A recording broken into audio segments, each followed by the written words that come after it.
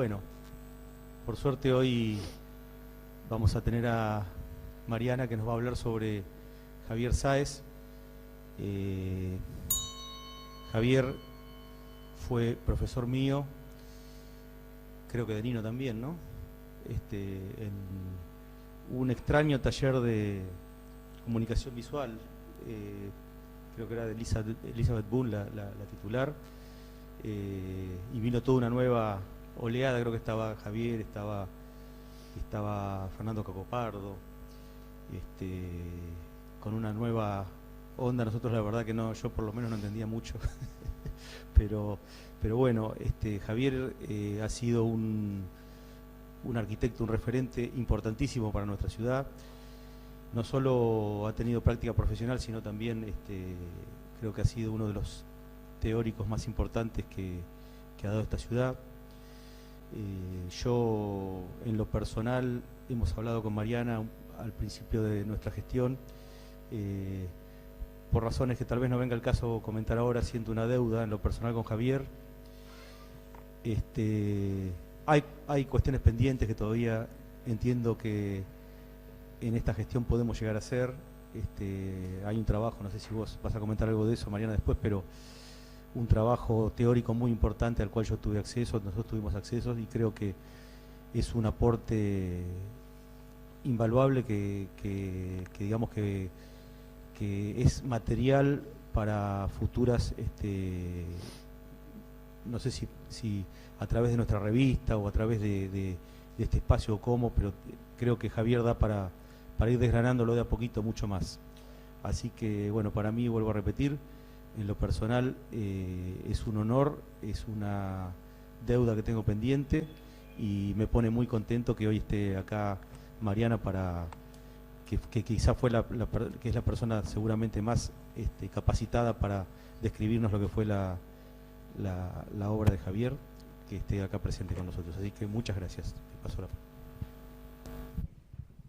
Gracias, Eduardo.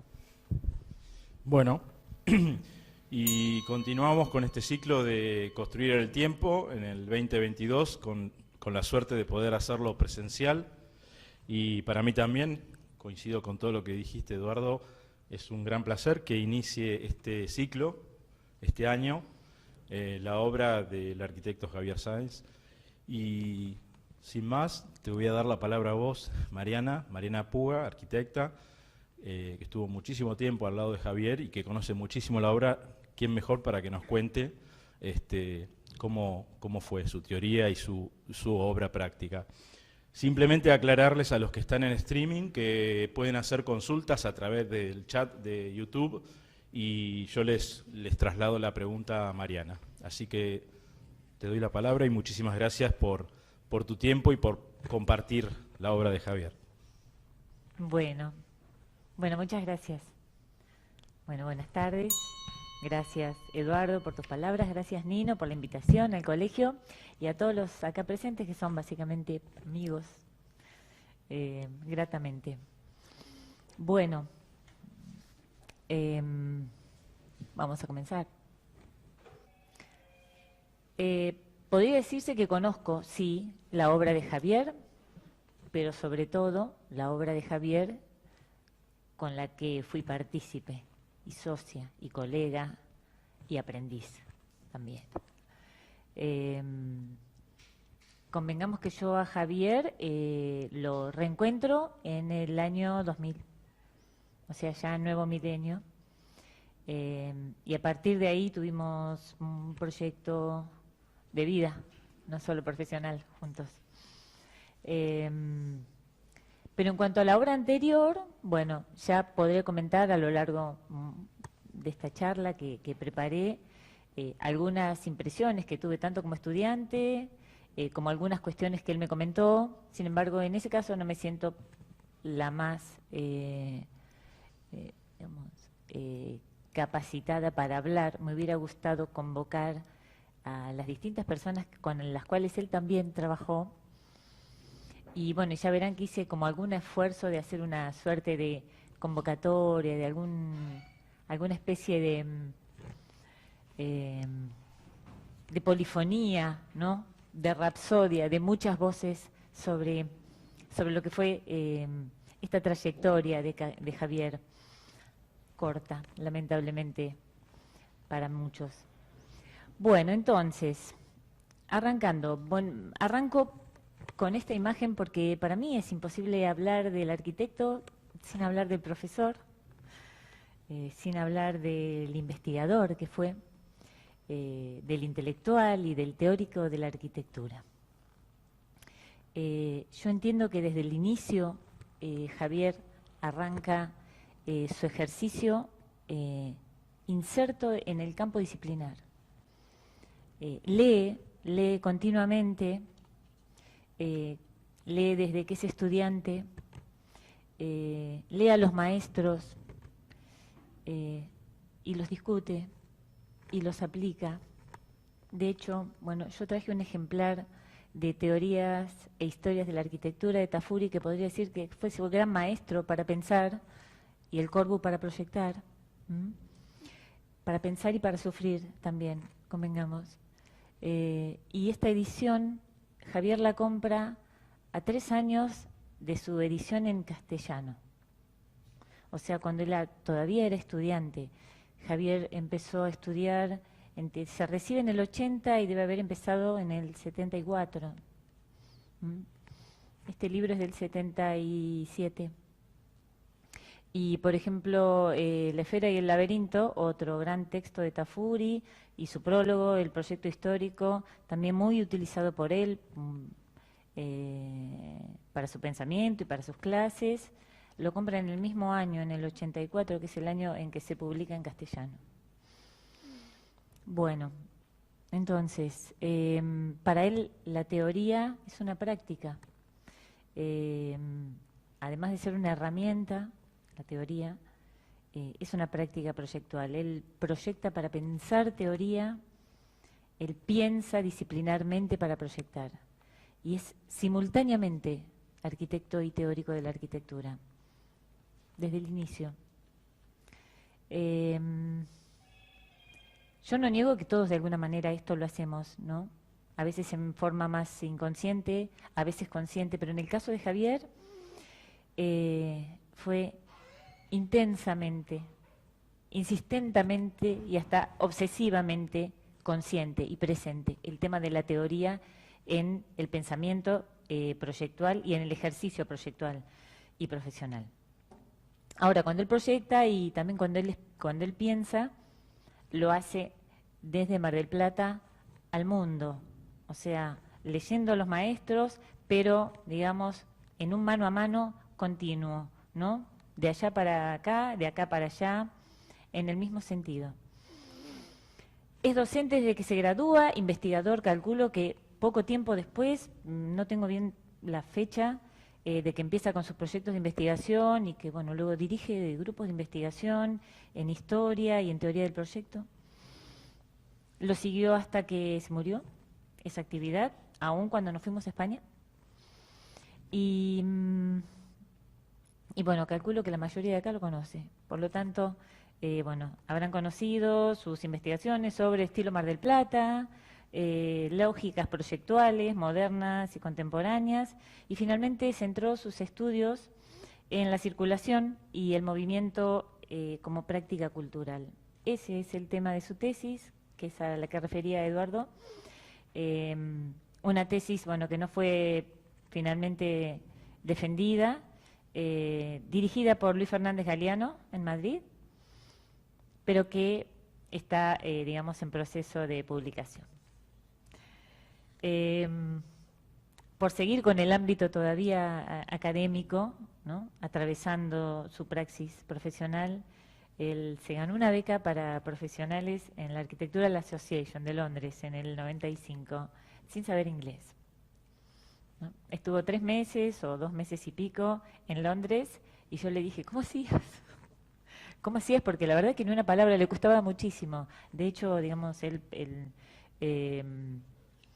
leía los textos y los autores en inglés y había que entender que decía, ¿no?, en otro idioma, a quién se estaba refiriendo. Y le dice, los arquitectos tenemos el idioma del proyecto.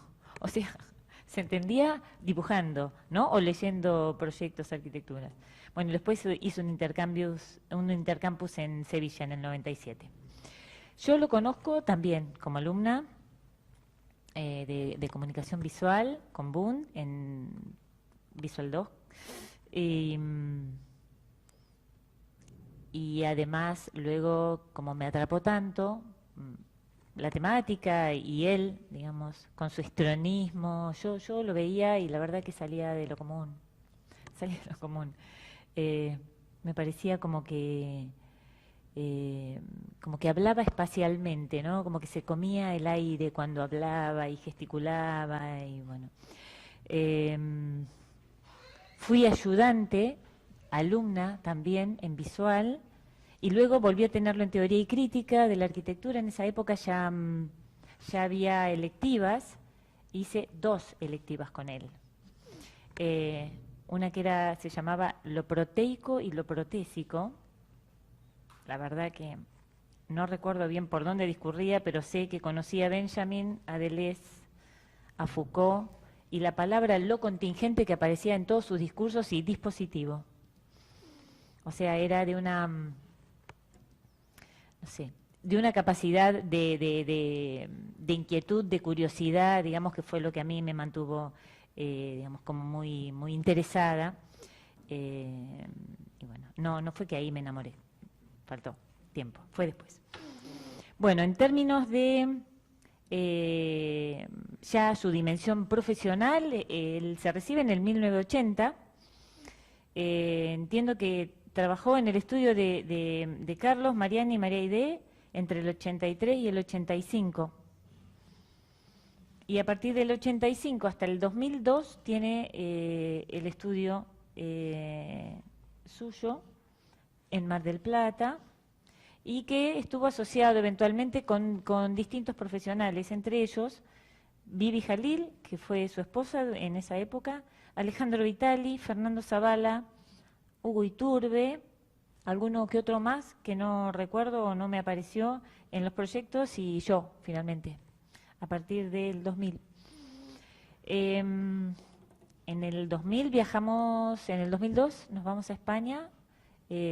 Bueno, tenía él pendiente hacer un doctorado, que siempre había querido hacer y nunca había tenido tiempo, y por otra parte, bueno, ya sabemos todos lo que fue la situación del país, se le cayeron 3 obras, prácticamente una tras de la otra, y él en la segunda me dijo, se me cae una más y me voy, y de hecho se fue y nos fuimos juntos. Trabajó con Tony Díaz, una primera época no funcionó proyectualmente con Tony.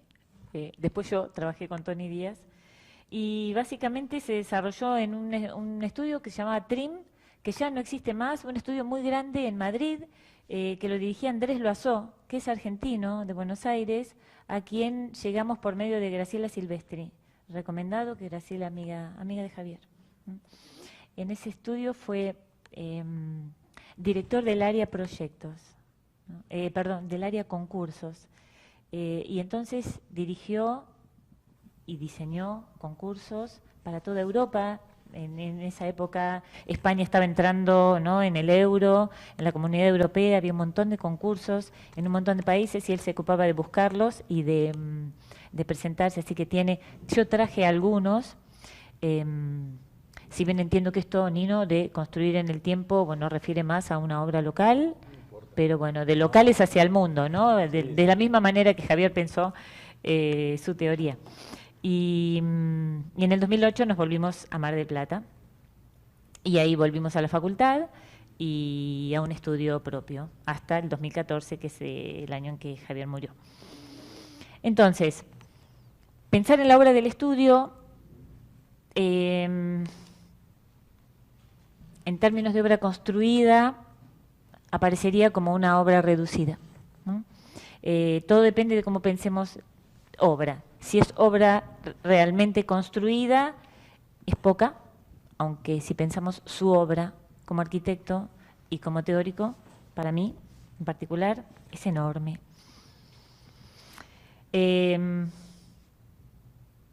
Entonces, una mirada medio negativa diría poca obra y tanto para decir. Pero la que elijo hoy es tanto dicho en cada obra. Y eso es que lo que voy a tratar de mostrarles, por eso disculpen que por ahí voy a abundar en detalles en las obras, y también igual voy a mostrar proyectos y parte de los concursos que hemos hecho juntos. Entonces, arranco por este cuadro, porque para mí es la primera obra hecha. No tengo muchas referencias de su primer obra construida, y me parece que en parte es una síntesis precoz de su pensamiento proyectual. Una síntesis de sus problemas, de sus maneras y de sus obsesiones. Y se los traje acá, fíjense que está pintado en un cartón trincheteado, y se los paso, si quieren, para que lo vayan mirando. Calculo que es de fines de los 80, ese cuadro, ese dibujo pintado. ¿Y yo qué veo? ¿Qué veo en ese cuadro? Veo una espacialidad compleja, en un azul que no se sabe si es cielo, noche, mar. Veo una estructura de conexiones inestable, apoyada en una piedra, digo yo, Mar del Plata, ahí abajo. ¿No? Es una piedra. A través de un bicho bípedo, con ojos ventanas, que ya plantea la idea de una superficie continua, un lateral que se hace piso y techo. 80s. Veo lo interpenetrado, la metamorfosis, tipologías, un avión con ruedas en las alas,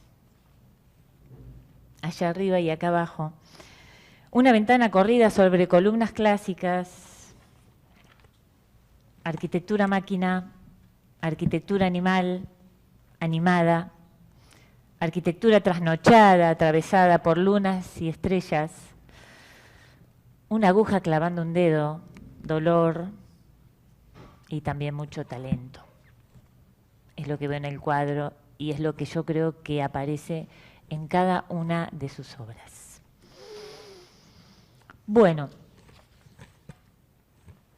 ahora voy a dejarlo hablar a él. Lo que pretendía hacer es relatarles brevemente algunas de sus obras, pero les quiero leer los conceptos en juego que estaban. Entonces esto es la respuesta a un formulario que a él le llegó de Innovar. ¿Se acuerdan cuando se hacían, bueno, creo que se siguen haciendo, ¿no? Los concursos Innovar del Ministerio de Ciencia y Tecnología. Bueno, él tiene un kiosco que tal vez lo conocieron, bastante precioso, ya se los voy a mostrar. Un kiosco, y cuando nosotros volvimos en el 2008, creo que al año siguiente lo presentamos al kiosco como proyecto y fue seleccionado y lo expusimos en Buenos Aires, ¿no? Y le llegó este formulario. Y no sé si ustedes alcanzan a leer, pero en todo caso se los lee. Entre otras cosas le preguntan cuál cree son sus principales cualidades para llevar adelante una nueva empresa. Creatividad, rigor y pasión por lo que hago. Luego, ¿cuáles cree que son sus principales puntos débiles? Escasa visión comercial. Clarísimo, clarísimo. Bueno, y la otra tenía que ver con el encargo específico por el cual estábamos presentando el kiosco, ¿no? Y luego aparece un formulario así ampliado, y no sé si lo van a leer, pero bueno, había que marcar como poco importante, importante y muy importante, y no aplica. Lograr mi realización personal, muy importante. Poner en práctica mis conocimientos, muy importante. Aprovechar una oportunidad identificada a partir de una experiencia laboral importante. Aprovechar una oportunidad identificada a partir de mis investigaciones, importante. Ser mi propio jefe, poco importante. Crear una empresa acerca de, poco importante. Obtener estatus social, poco importante. Mejorar mi nivel de ingresos, poco importante. Javier.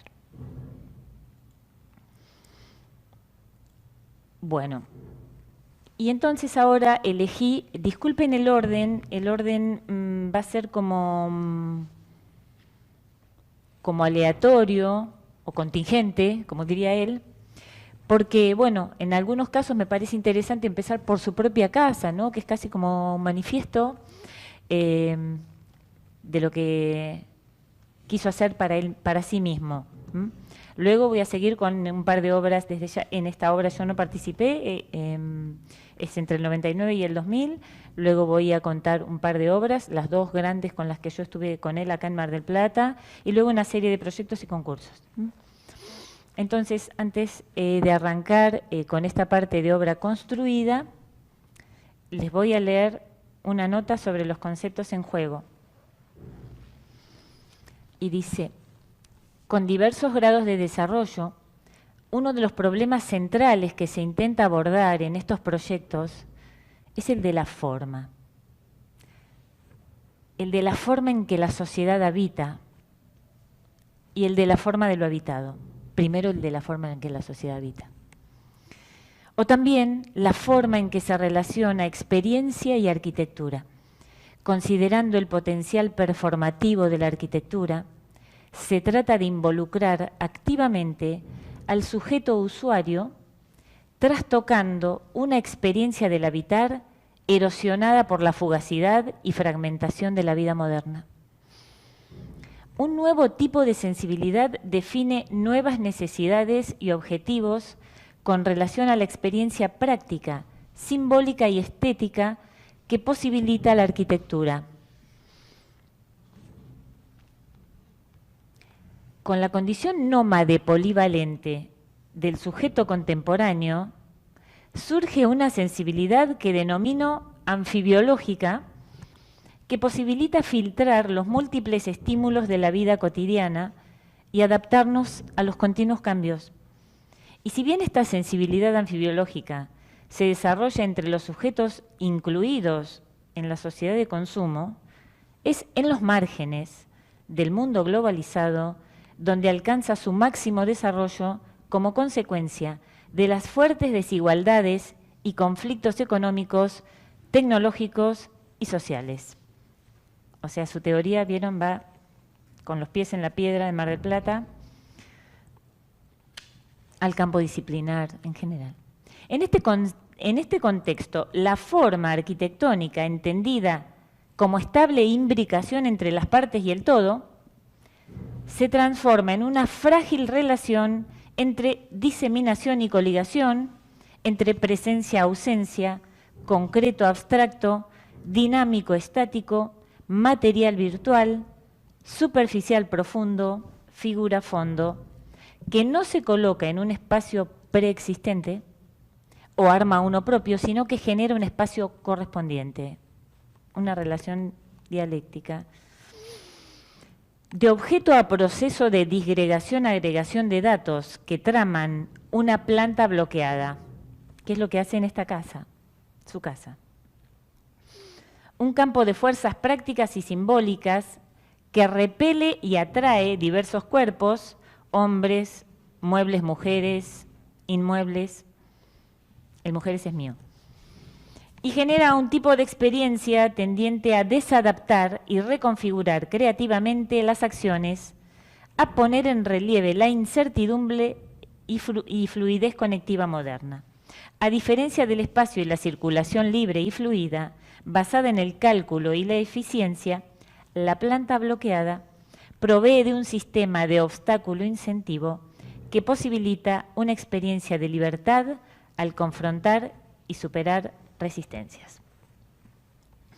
Bueno, esta es su casa, estudio, calle Salta y Chacabuco, una esquina.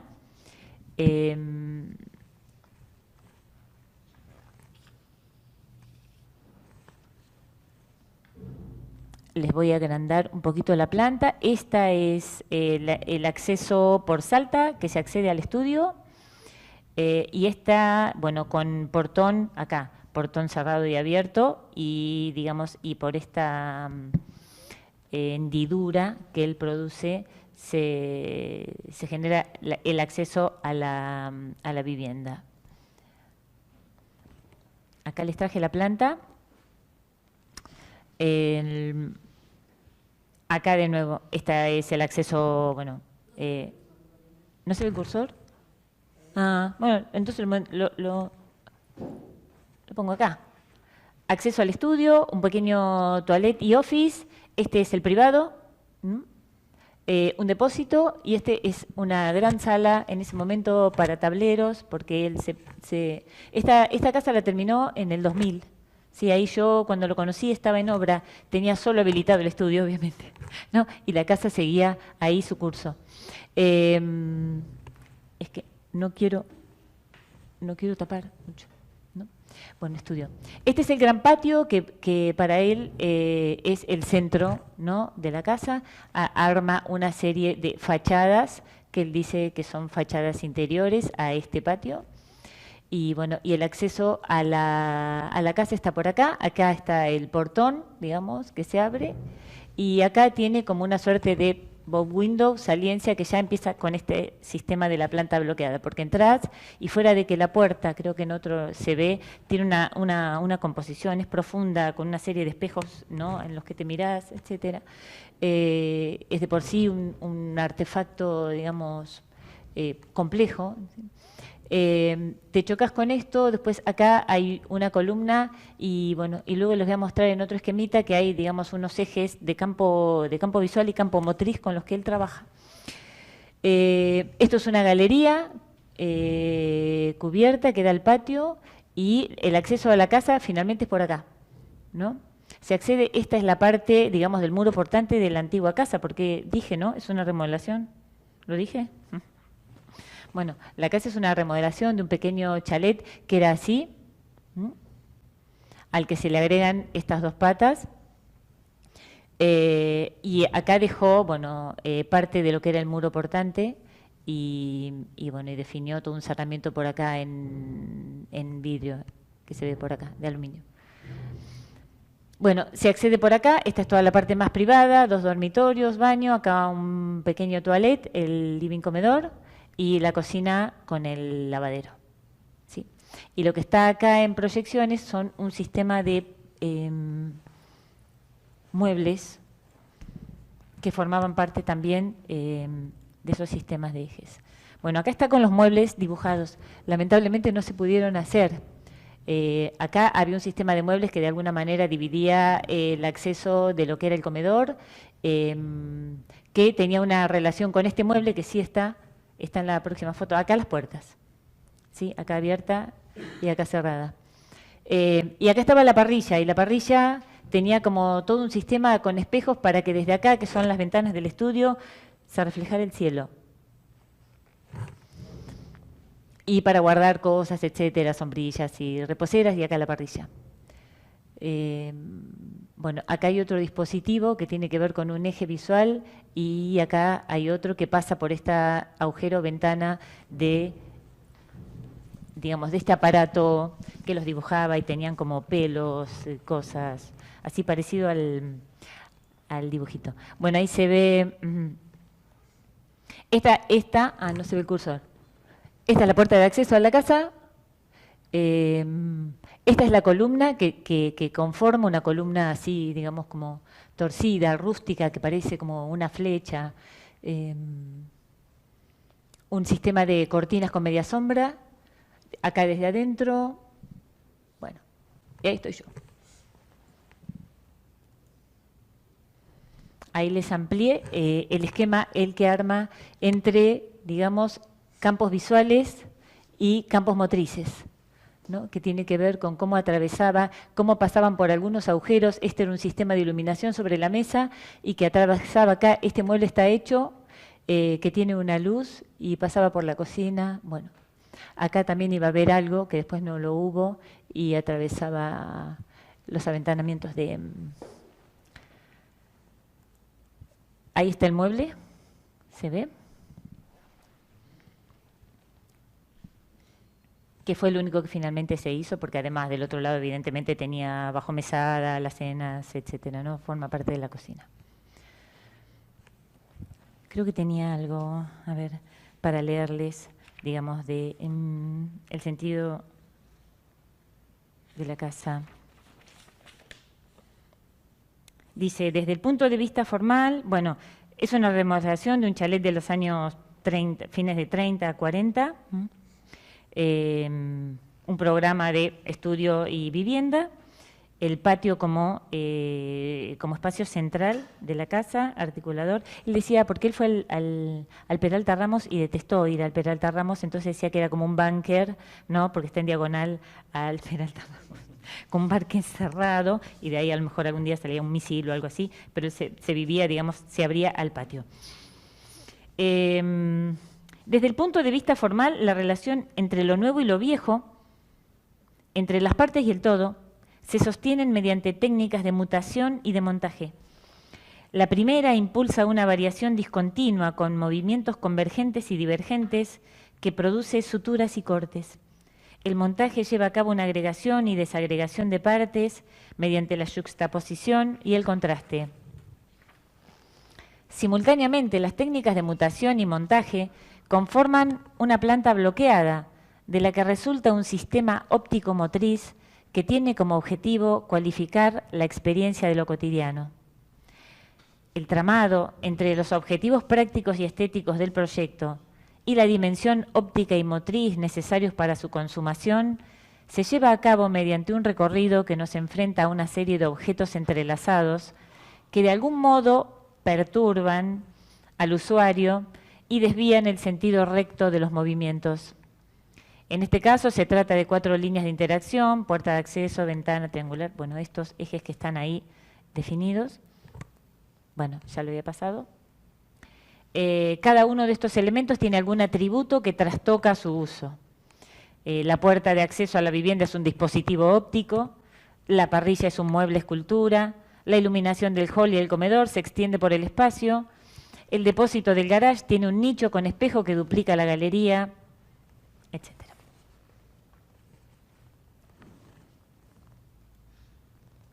Bueno, acá ahora lo que les voy a mostrar es la última obra que hicimos juntos. Es la sede de la Asociación de Empresarios Hoteleros y Gastronómicos.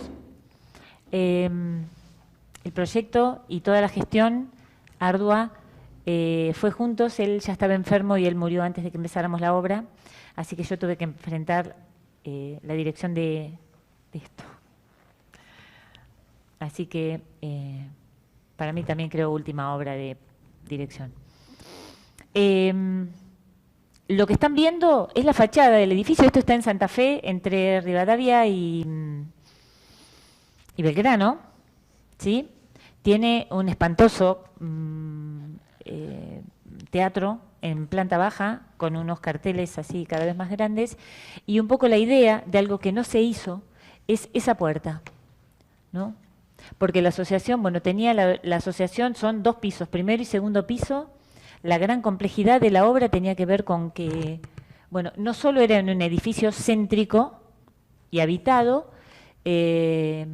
porque en el tercero y en el quinto vivían 2 viejitas jubiladas que a cada ruido de la obra me llamaban por teléfono y tenían miedo de que se les cayera el edificio, etcétera.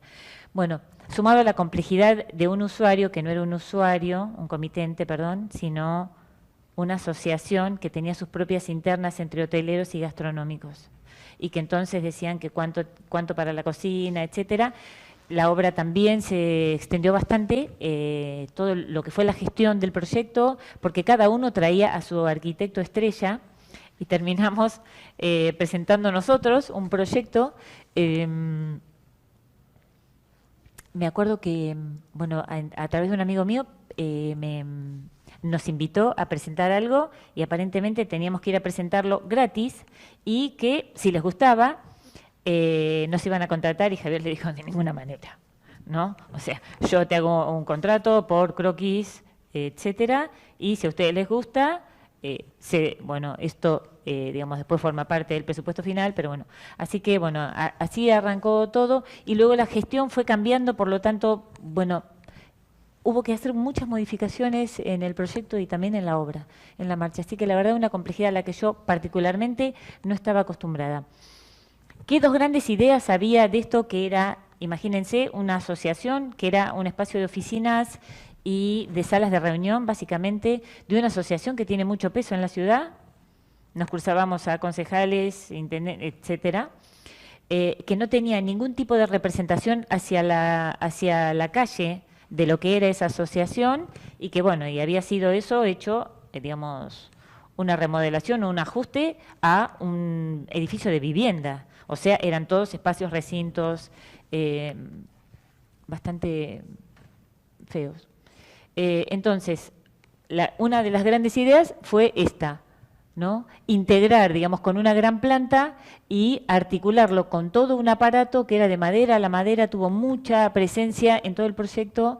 De hecho, bueno, planillas y planillas de carpintería la hizo Gersini. Gersini dijo: nunca vi un proyecto semejante en madera ni semejante documentación. Y como teníamos idea de una gran sala de conferencias que iba a ser como una cosa, digamos, metida como casi a la fuerza en este edificio clásico, y que iba a ser toda de madera, la madera, digamos, talló en cada uno de los detalles. Entre ellos, en este aparato, que si bien llegaba hasta afuera y tomaba esta ventanita y el cielo raso de la puerta, se metía acá adentro y armaba todo un artefacto de biblioteca, recepción, sillones para espera, etcétera.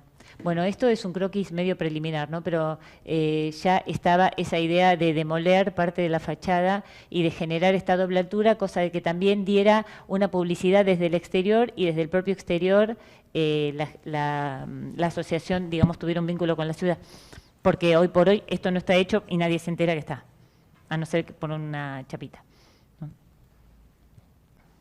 Bueno, y acá les traje un videíto de cómo se abría la puerta, que tampoco se hizo, pero vale la pena verla ya que no se hizo. Que se abra.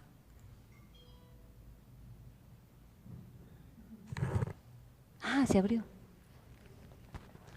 Bueno, era como un sistema de vidrios articulados que él decía que se iba a resolver como un eje tipo como biela, con un sistema de eje y coronas, cuyo primer, digamos, esfuerzo para abrir iba a abrir un poquito tipo como un abanico que se abría y cerraba, entonces uno, por más que fuera tan alta, se iba a abrir y cerrar. Bueno, esto no se hizo. Que partimos, bueno, de una planta, ya lo ven, tenía un gran, digamos, como el teatro llegaba hasta el final, ¿sí? En planta baja, estaba montado sobre el teatro, lo que era el edificio llega hasta este bow window, ¿no? Tres pisos más.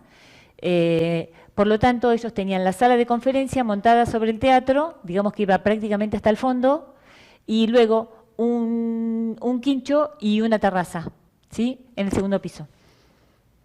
Y después, nada, una serie de locales que ahí les preparé para mostrar. Este fue, bueno, nuestro proyecto, que tiene que ver, bueno, con la intervención acá en el acceso, este acceso que se demolía, uno llegaba por acá y entonces recuperaba la vista de la ciudad, la recepción, antes entraba por acá, se ingresaba por acá y acá armábamos todo un sistema de circulación que iba a llegar por distintas maneras, digamos, de leer el espacio, transparencias y algunos gestos, hasta la gran sala de conferencias que iba a ser, digamos, como el espacio principal. Se demolía o se reacondicionaba la escalera y bueno, y esto era una tira de escritorios. Antes acá, hasta acá había una oficina. ¿Y qué más se hacía? Acá antes había un patio de aire y luz y una serie de depósitos. Se abría todo para la oficina y para ampliar los baños, que eran bastante chicos, agregar un baño de discapacitados. Y luego se subía a la parte del directorio, que antes eran unas habitaciones, directorio y la oficina de presidencia, más baños acá arriba. Y se tomaba una rampa que llegaba, digamos, a este hall que daba a un lugar que iba a ser, más que un Zoom, un lugar también para demostraciones gastronómicas, porque invitaban a cocineros, y luego la terraza y una serie de depósitos para distintos equipamientos. Acá les hice como una secuencia de lo que era ese edificio, ¿no? Ahí ver entrando, muy estrangulado, muy pequeño. Después se tomaba esta escalera, así como retorcida, por la cual se accedía. Esas rejas se ven, eran parte de lo que era las oficinas. Ahí al fondo todo medio particionado, la parte de oficina, secretaría. El pasillo que daba al foyer. Esto era el foyer, ya del otro lado, la escalera. Y bueno, ahí el foyer y la sala de conferencias, que era cerrada, oscura, tenían un patio que no lo utilizaban, por lo menos como para iluminar o algún tipo de gesto, y la escalera subía por un lado acá, digamos, al frente, volvía a la parte de, así era la sala de directorio, y medio nivel más se llegaba a este quincho Zoom, que bueno, evidentemente no estaba en funcionamiento, era casi un depósito, que tenía muchos problemas en el techo, digamos, obviamente, en donde los dos faldones convergían en una canaleta que funcionaba mal y tenían pérdidas, etcétera. Allá se ve el fondo de lo que era el edificio y, bueno, y quedaba a un fondo de medianera impresionante que era, digamos, la terraza, bueno, no estaba nada utilizado. Entonces, lo que nosotros proponemos es, bueno, es esto. Este aparato de madera que después entraba, esto estaba mal hecho porque acá tenía una pieza de madera que articulaba para allá, que tenía una visibilidad, digamos, más pública, bueno, y se entraba por acá directamente, ¿no? Bueno, fue una época que yo me engolosiné con las panorámicas y algunas están un poco deformadas, pero bueno, me dejaron entrar poco porque no terminamos en muy buenas relaciones. Me quisieron echar 2 veces de la dirección de obra. Claro, porque me veían, la verdad, recién viuda, inexperta, sobre todo en este tipo de complicaciones, ¿no? De una remodelación de esas características. Y bueno, yo conseguí defender la posibilidad de quedarme porque además para mí tenía que ver con que se hiciera al pie de la letra el último proyecto de Javier, así que no pudieron. Me tuvieron que... De hecho, yo propuse pagar, en todo caso, que no me pagaran por los errores que yo cometiera, pero de ahí no me sacaban. Y no me sacaron. Bueno, entonces por acá se entra, esto es lo que quedó. Todo no conseguí defender, de hecho, pero bueno, se accede por ahí, acá atrás está lo que se llega a la escalera y ascensores, ¿no? Se retomaba acá y esta era el sistema, digamos, que acá había unos escaloncitos, una rampa que va al foyer.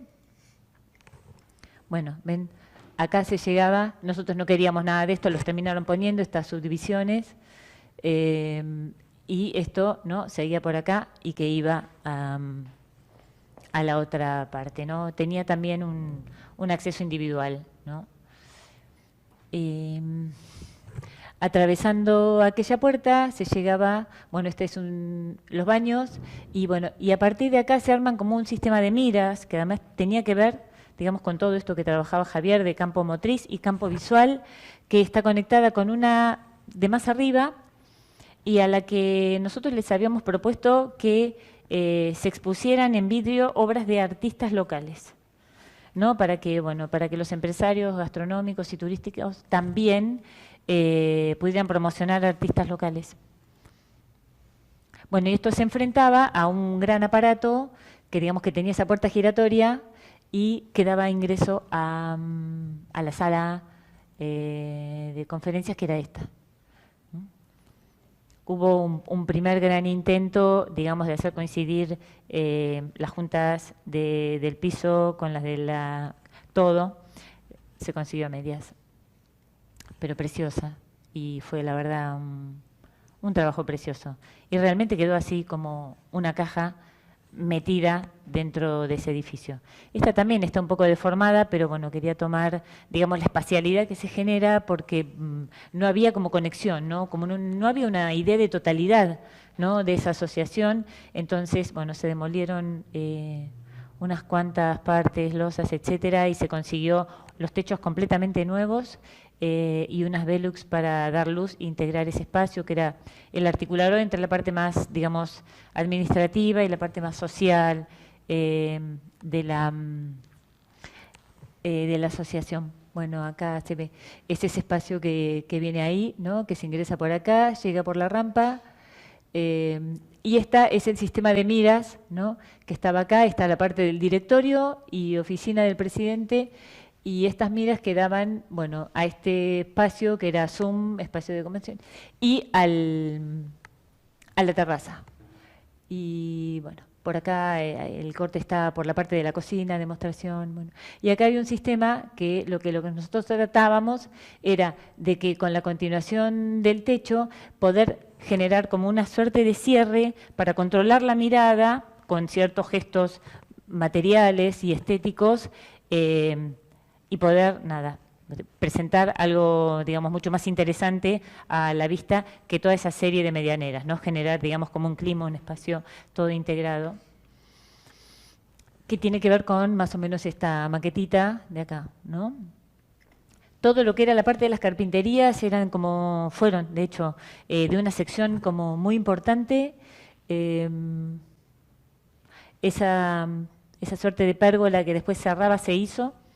En un momento lo que queríamos era hacer acá, fíjense, una parrilla para que hicieran, bueno, los gastronómicos, unos asados ahí, no nos aceptaron la parrilla y después tuvo una serie de varias ideas, tipo, bueno, acá está este sistema como de material que doblaba acá, ¿no? Como enfoque, miras, con ventanas que después tenía que haber cosas detrás y que tenía que ver con la continuidad de todo esto que tomaba acá, doblaba y tomaba esta pieza, ¿no? Y que después se continuaba en esa de atrás, que ahí en ese momento era una hamaca. Se hizo una simple mesada de madera. Eso era como una hamaca hecha en madera y tenía una ventana y atrás tenía que haber algo que llamara la atención, no la curiosidad y qué sé yo. Javier decía, pongamos una escultura o algo y no sé. Y era como una suerte de demogorgón que tenía que aparecer por ahí y bueno, y solicitar, digamos, como cierto interés y bueno, y hacer olvidar de esa medianera sobre la cual evidentemente no se podía intervenir. Esta es la de las últimas fotos, en todo caso, que yo encontré, que no tenía sobre cómo terminó finalmente. Iba a ser todo de chapa, finalmente no se hizo de placas cementicias, pero se pintó, ahí está Vera jugando, parte de esa pared que en principio iba a ser de madera, después se decidió hacer de hormigón y madera, porque además nos habíamos quedado como inquietos y contentos de lo que habíamos hecho en Córdoba. Cuando se desencofró había algunas maderas que habían quedado agarradas al hormigón, ¿no? Y bueno, al final se retiraron todas. En un momento se pensó hacer la gran Sumter, ¿no? De quemarlas y esas cosas, pero si seguíamos haciendo esas locuras, bueno, no sé si terminábamos el de Córdoba tampoco. Entonces, bueno, como nos gustó cómo habían quedado, bueno, se pidieron una serie de maderas rústicas y se incorporaron, ¿no? Para generar, digamos, como, nada, esa presencia que genera esa materialidad. Finalmente era un tabique. Bueno, y acá pasó el edificio de Córdoba, Córdoba entre Alberti y Gascón. El primer edificio para mí de vivienda así de propiedad horizontal fue un encargo de fines del 2009 y bueno, tuvo una serie de cambios en términos del programa, porque bueno, los dueños, que eran uno amigo de Javier, pedía un edificio de rentas, evidentemente, para alquilar y para vender, y Javier vio la gran posibilidad de hacer un edificio artístico y depositar ahí un montón de intenciones que tenía sobre el edificio. De hecho, esa materialidad de hormigón, etcétera, y algún tipo de determinación sobre colores y terminaciones, bueno, los dueños se fueron enterando en la medida que los íbamos haciendo. Finalmente quedaron, bueno, hubo una intención de hacer como, son todos pisos, son 8 pisos, tiene una planta baja con cocheras y un subsuelo con bauleras, un último piso con una terraza, hoy un quincho, y antes iba a haber distintos tipos de viviendas, cosa de que nos diera algún juego a la fachada, etcétera. Como no se podía, finalmente quisieron todos iguales, esta idea, digamos, de espacio, vieron que, bueno, las medianeras funcionan, digamos, bueno, tienen una presencia muy fuerte, como una suerte de ménsulas que están sosteniendo los balcones, ¿no? Entonces, este espacio entre lo que es la segunda fachada y los balcones, nosotros lo queríamos hacer mucho más profundo y dijeron de ninguna manera, ¿no? Porque le decíamos, bueno, tenés además como un patio enfrente, pero bueno, quisieron una vista bien hacia el frente, por lo tanto, bueno, los balcones quedaron como, bueno, como un balcón un poquito más ancho de lo tal. Y este es el portón. El portón. Que bueno, que por suerte yo estuve viviendo 1 año y medio ahí y no sé, por lo menos me di el gusto de ver la cantidad de gente que se paraba a mirarlo. El portón es precioso. Bueno, y el portón no responde a esa cosa, digamos, que podría ser, ¿no? De origami en términos de esa idea, digamos, de una impronta oriental, minimalista, sino a esto. Me di el gusto de diseñarlo yo. Él me dijo, pensátelo. Él había propuesto una cosa así media dentada, ¿no? Que se abría. Y yo estaba jugando con Vera al picopaco o comecoco o como se fuera, ¿no? Vera tenía 4 o 5 años, ¿no? Y en un momento yo lo vi así y lo doblé y dije...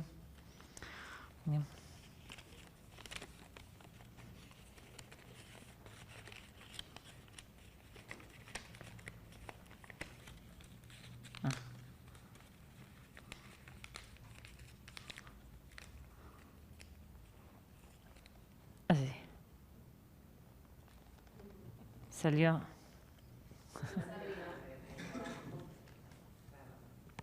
¿No? Se pliega como en 2 triángulos. Bueno, salió de jugar al picopaco con Vera. Y finalmente pensamos que iba a ser más complejo.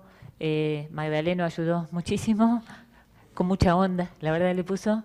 Pero bueno, finalmente era una cuestión de por dónde se ponía la bisagra y no mucho más. Bisagras de un lado y del otro. Bueno, acá están las plantas. Las plantas, bueno, son unas plantas, evidentemente, en un terreno de 8,66 por 43,30, estrechas, con unos, bueno, con unos tabiques de hormigón, que evidentemente estructurales y que tienen más de una función estructural. Entrada para los coches. Bueno, esta es una serie de tapiz que hicimos con los bloques de hormigón para pasto.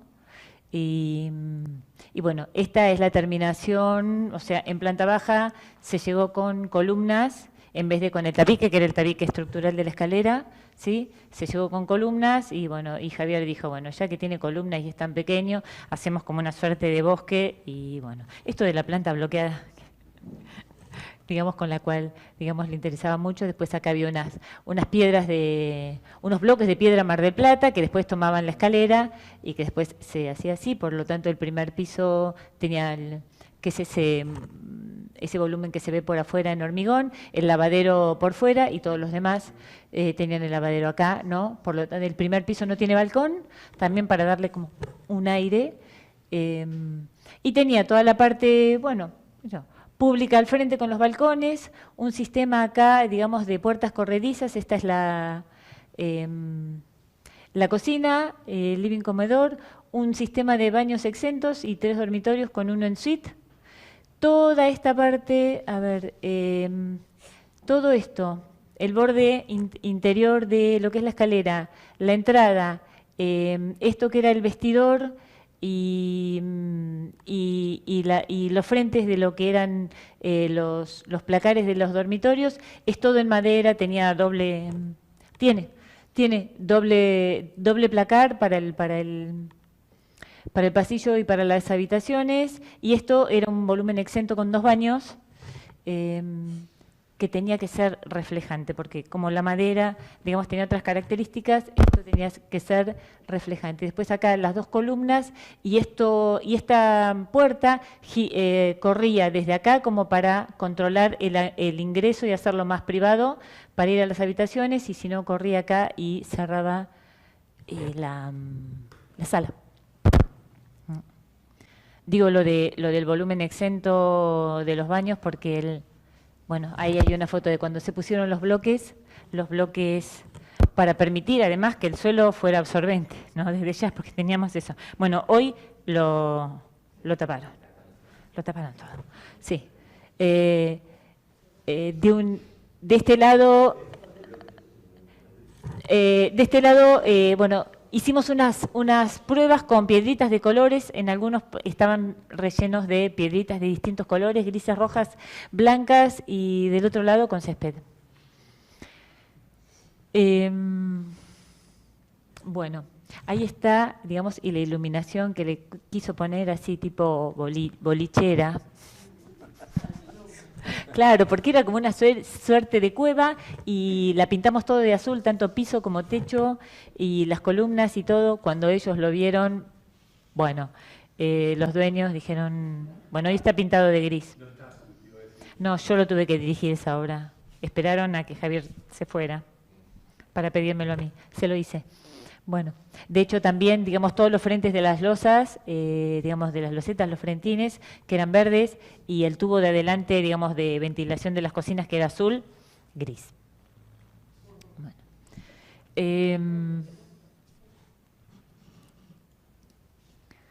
Miren, ahí está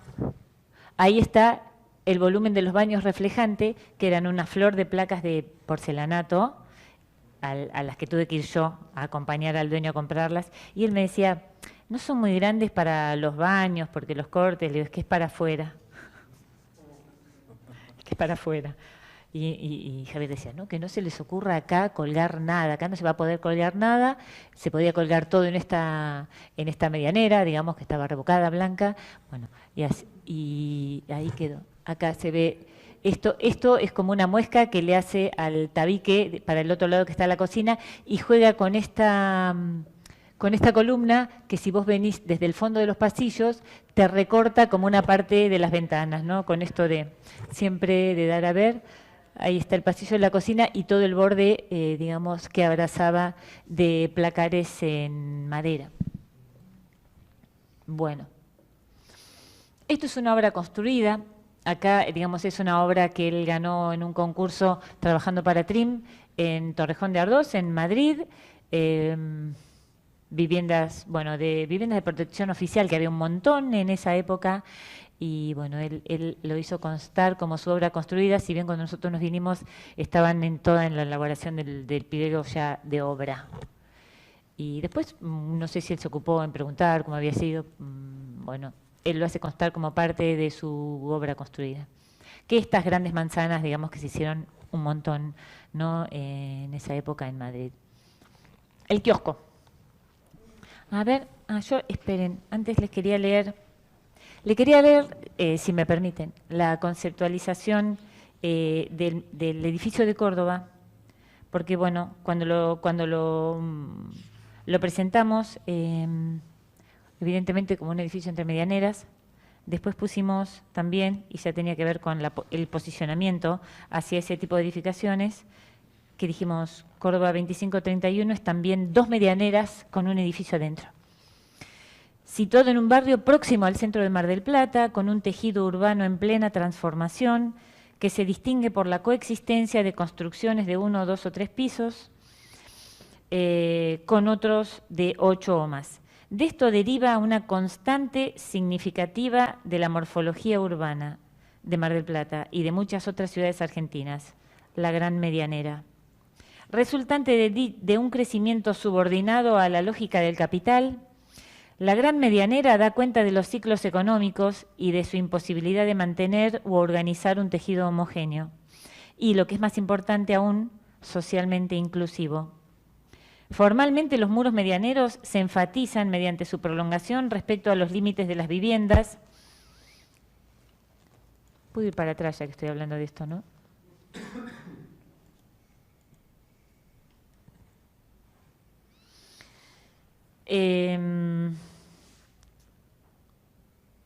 Y la creación hacia la calle de un vacío intermedio que aloja 7 balcones sujetos por ménsulas y el conducto de ventilación de las cocinas. Tal configuración está reforzada por los materiales, texturas y colores de las partes. Brutos tabiques de hormigón armado, cornisas verdes, montantes azules y la estructura de hierro con pasamanos de madera de los balcones. La composición general del edificio se basa en la oposición y contraste entre los materiales contemporáneos, históricos y arcaicos, buscando en conjunto una imagen algo así como cruda, despojada de cualquier recurso estético que no cumpla a su vez con una función constructiva y práctica precisas, y que en vez de disimular la matriz económica propia de la transformación urbana, la resalte y o la denuncie.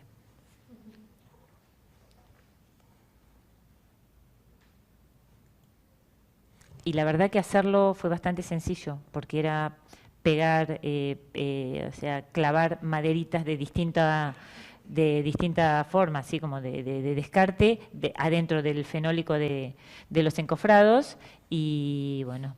Y después mirábamos con Javier que parecían como capas geológicas, porque la verdad que pasaron carpinteros de obra, porque la verdad que el proceso de construcción de obra fue terrible, y salía gente y entraba gente, y una pésima experiencia con esa empresa constructora, que ya no existe, por suerte. Y entonces cada uno lo hacía a su manera, y entonces se ven como vos mirás el tabique, sobre todo el que se ve desde afuera y tiene como que más espacio, menos espacio, otras maderitas, que muy interesante quedó. Bueno, estoy... sí, tranquila. Porque falta un montón. Bueno, después lo paramos. Bueno, estábamos con el kiosco. Bueno, el kiosco, bueno, es un prototipo que se hizo a pedido de, bueno, en ese momento la dirigencia del gremio de los canillitas. Lo han visto, ¿no? Yo me fasciné. Yo cuando vi el kiosco ese dije, ¿quién lo habrá hecho? No sabía. Precioso. Bueno, este kiosco, bueno, se lo encargaron para resolver dos grandes problemas. Disminuir el impacto negativo en la vía pública, de espaldas, etcétera, complicaciones en la circulación en las veredas, ¿no? Y aumentar la superficie de exhibición, ¿no?, de los productos, que cada vez eran más, ¿no? Entonces, sobre el primer problema habla, de esto, de la necesidad de mayor exhibiciones y que cada vez se vendían más cosas, juguetes, etcétera, series de libros y tal.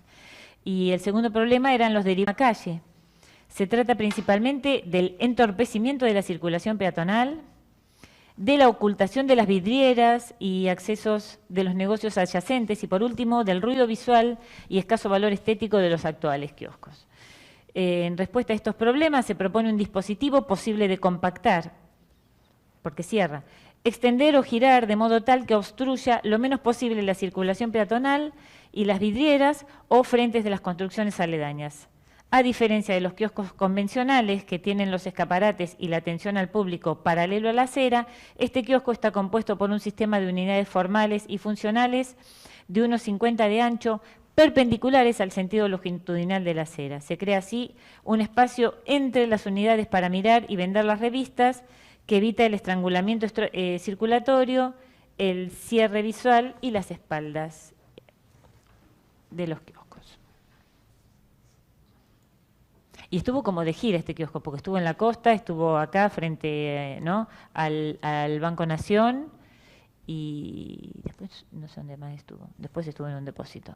Bueno, acá él aprovechaba para hacer propaganda, y de hecho las dos tapas últimas servían para hacer publicidad, ¿no?, y para tener algún tipo de ingresos a los kioscos. No. Bueno, abre, giran, digamos, como los escaparates, y después se abre, digamos, como un recinto, una cabina, que también se abrían como unas puertitas y se desplegaban los mostradores y se cerraban. Esto es un cartel y hall, digamos, para Quilmes, visiblemente, ¿no?, donde tenía ese pedazo de estructura, y acá esto, digamos, este hall vidriado, digamos, tan frágil y esta estructura colgada, y quedaban como atravesados parte, digamos, del sostén de la estructura de la marquesina. Un departamento que no pude encontrar fotos, pero bueno, que también hizo una remodelación de un departamento que era vivienda y oficina, y bueno, y jugaba con una suerte de muebles que se modificaban, giraban, etcétera.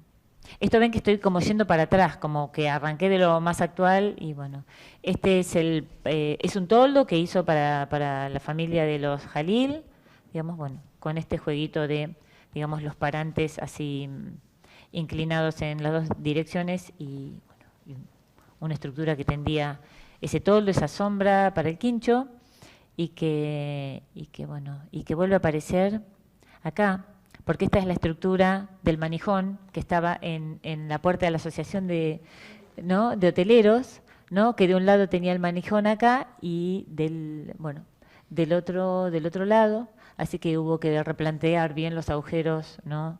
en el blindex, y rezar para que coincidieran, ¿no? Con los agujeros eran unos pedazos de manijones así que nos hizo Gersini, y bueno, y me las rebusqué para armarlo yo solo porque nadie lo quería armar, digamos, con una serie de conductos y de tornillos y de pasantes. Quedó, la verdad que quedó precioso.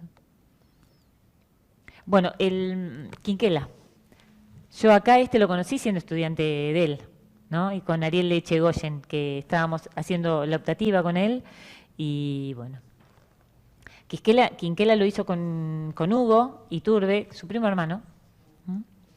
Y bueno, evidentemente fue una remodelación de un chalecito, ya no está más, ¿no? Lo han demolido y hay un edificio hoy por hoy.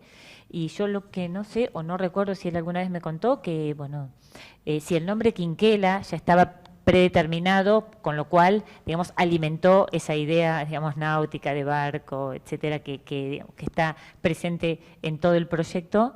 Pero bueno, nosotros cuando entramos y veíamos como ese muro así fuera de plomo y esa cosa, para mí era 93, 94. Y aparentemente tenía pensado poner unos arbolitos o algo ahí. Eso creo que nunca prosperó. Bueno, evidentemente era ampliación y remodelación, ¿no? Porque toda esta parte de acá era nueva. Bueno, yo me acuerdo haber estado precioso. Creo que estuvieron los árboles en algún momento, ¿eh? ¿Vos decís? Tengo ese recuerdo, yo me acuerdo de ese café y me parece. No tengo fotos. Y bueno, le pedí a Hugo, pero no.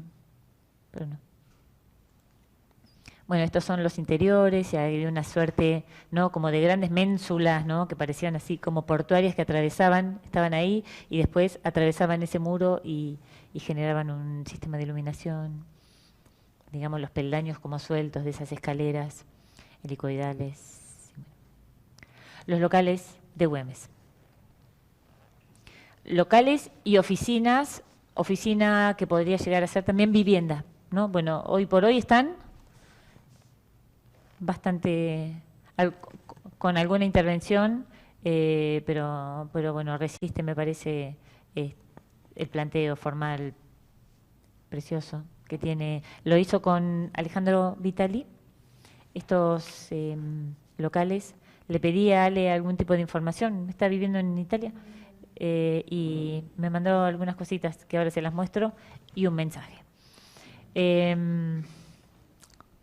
Bueno, estos locales, bueno, el programa era evidentemente, bueno, dos grandes locales, digamos, que fueron desarrollados así, digamos, en esta tira, digamos, se corre el eje y se inclina separándose de esa medianera para generar otro tipo de acceso, porque tenía esa, digamos, esa solicitud de que tal vez las oficinas no estuvieran vinculadas con el hotel, con los locales, no necesariamente, y que pudieran manejarse independientemente, y que podrían inclusive servir como casas, porque tenían un pequeño un baño, ¿sí? Y bueno, y si bien los dos locales se organizan así,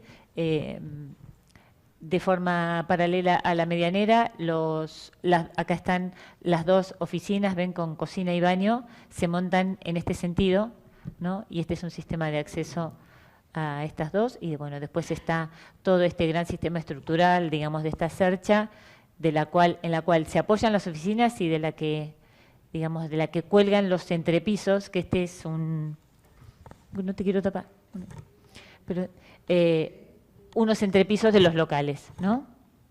Bueno, y un espacio acá que es muy interesante, además de las escaleras torcidas, ¿no? Que ya las habrán visto. Bueno, digamos, lo que hacen es, como para generar más espacio, ¿no?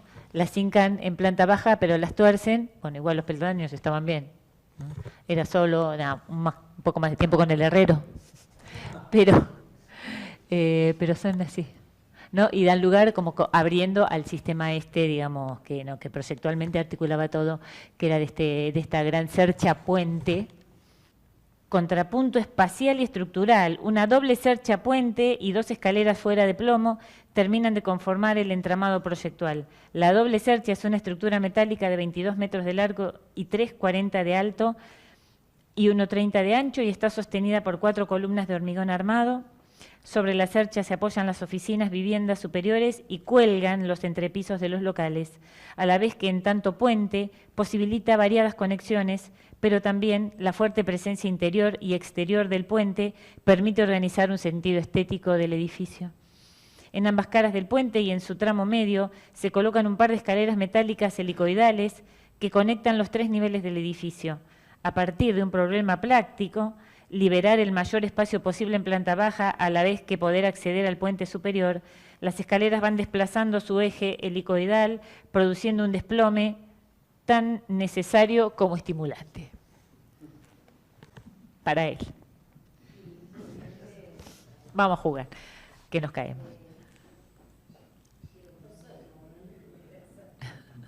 Bueno, estos otros interiores, el contrafrente, digamos, que atravesaba, digamos, la escalera puente.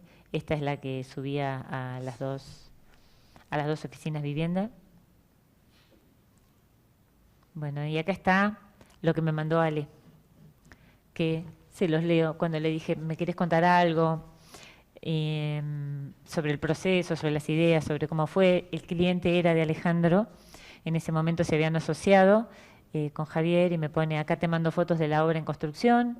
Te puedo decir que trabajar con Javier fue increíblemente estimulante, un gran teórico y muy atento a los detalles. Me acuerdo las horas que pasaba dibujando para que no se pensara que era solo teoría. En ese momento en Argentina era casi imposible materializar las ideas, muy tenaz y determinado, era casi imposible hacerlo cambiar algo.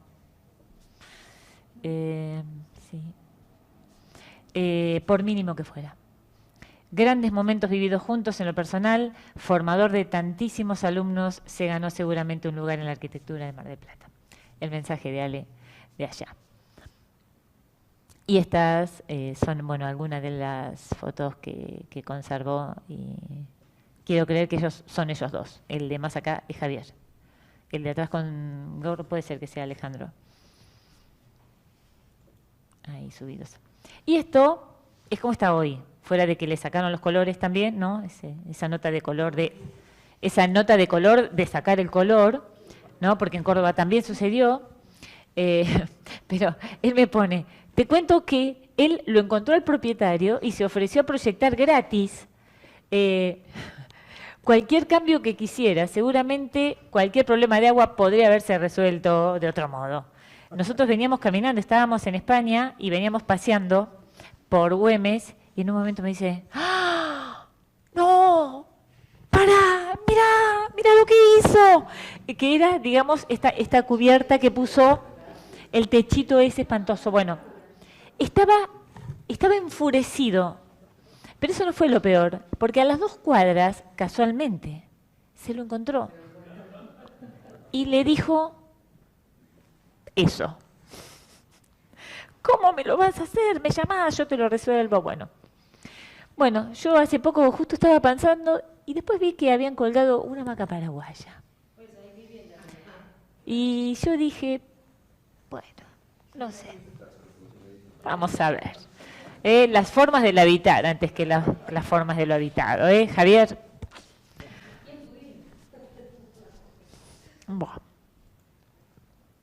Bueno, y por último, creo, de las obras construidas, es el showroom que hizo en Buenos Aires.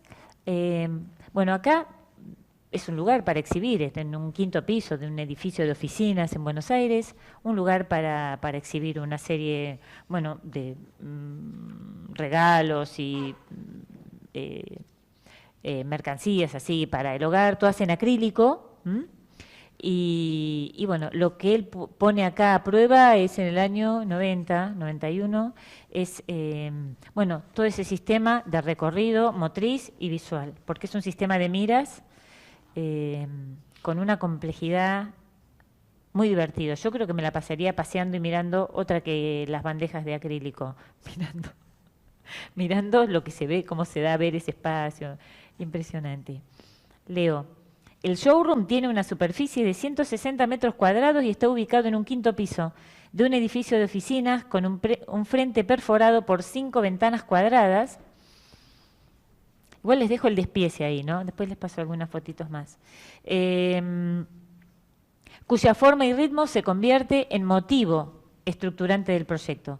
La serie de ventanas se usan como referentes o código base, como formas preexistentes que mediante un proceso de repetición, desagregación, remontaje, define un espacio correspondiente en el que cada fragmento funciona como obstáculo, matriz, motriz y óptico y como notación espacial.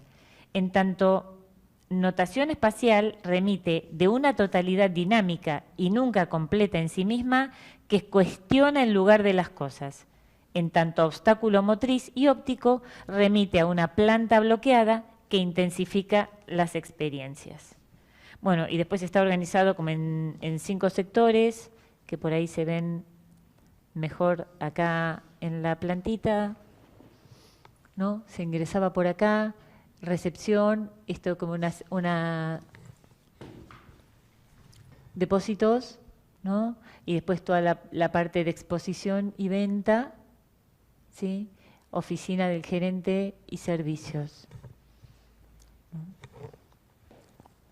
Bueno, todos esos sectores están entrelazados por lo que denomino la mira, una ruta motriz y perceptual que atraviesa oblicuamente la malla espacial y recompone los fragmentos. Vieron que la forma de, digamos, de la luminaria tiene la misma escala, parece extruida y sacada de... Bueno. Y ahí él está, bueno, enfocando bueno, todo este sistema de miras. Después tenía como un sistema de plaquitas en el techo que eran como en acrílico de distintos colores, ¿no? Que también potenciaban los trayectos. Bueno, y este último que tengo en obra es de el local Rivara, que también lo conocí ahí ¿no? Empezando a estudiar, y que tenía, digamos, como este sistema mallado, cuadriculado, tanto en las ventanas, ¿no? Como en el interior, la modulación que hace, bueno, de los lugares para exponer, etcétera.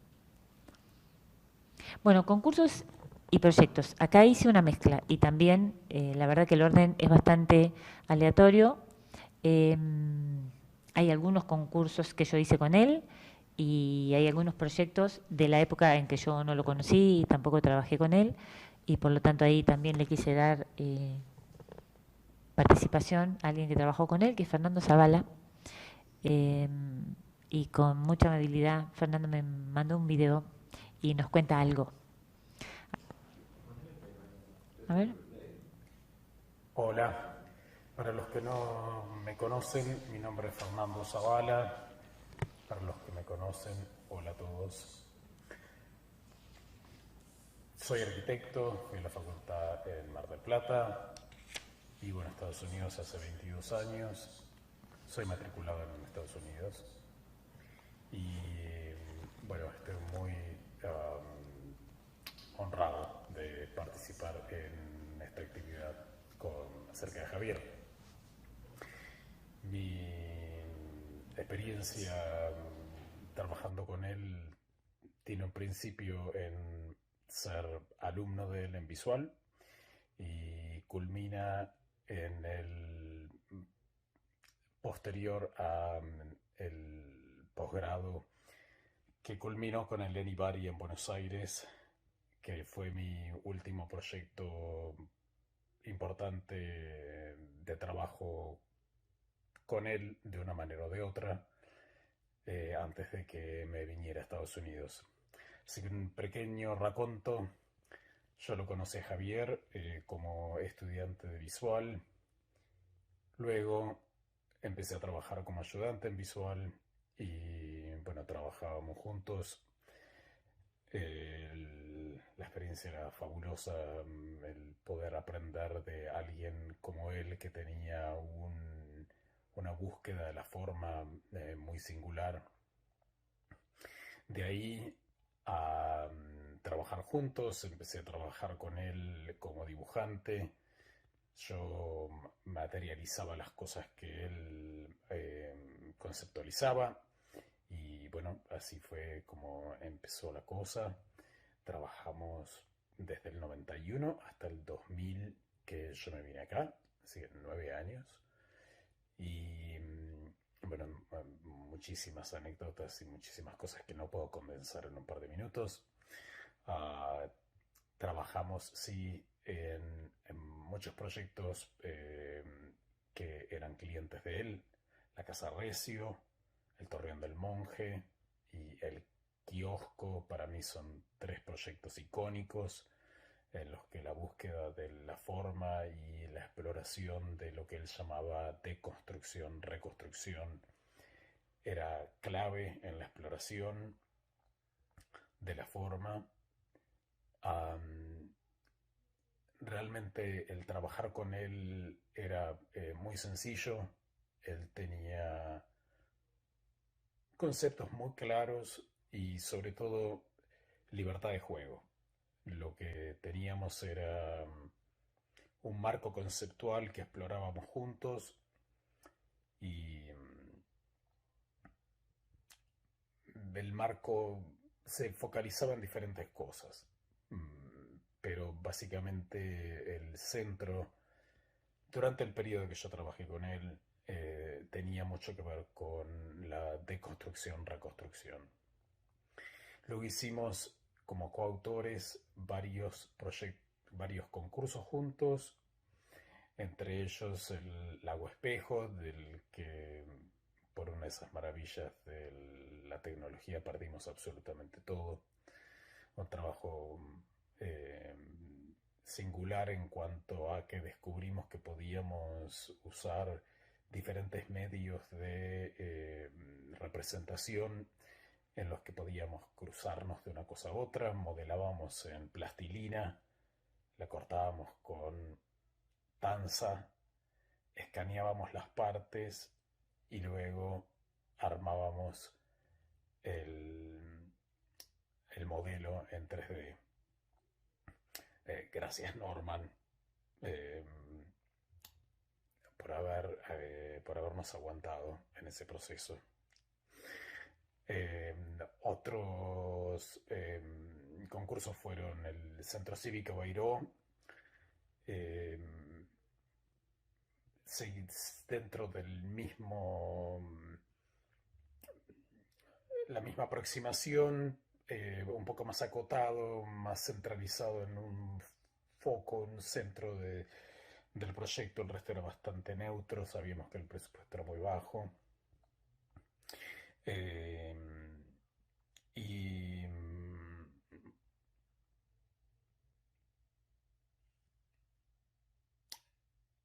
el Banco Central. Banco Central de Buenos Aires, que fue fabuloso, una experiencia genial. Nos divertimos muchísimo tratando de hacer llegar esos camiones de caudales al subsuelo. Y bueno, también trabajábamos en una dialéctica muy... el centro era dialéctico y siempre trabajábamos en esta secuencia de la deconstrucción de cosas y cómo las reconstruíamos en una secuencia dinámica que se ocurría en ciertos momentos del proyecto. Esto es condensado muchos años. Y por último, Javier hizo una propuesta de un posgrado que se daba en el marco de las conferencias ENI. La conferencia era Anybody en Buenos Aires y nosotros íbamos a presentar nuestros trabajos junto con otros grupos.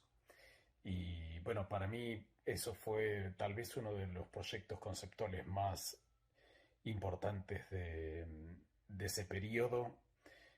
Javier era nuestro tutor y nuestro guía.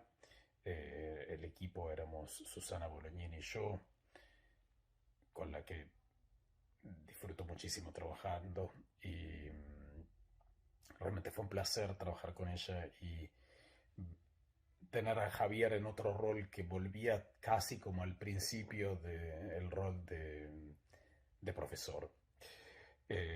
Para mí eso fue un proyecto que me marcó mucho en términos personales y que me dio como el puntapié para buscar otros rumbos.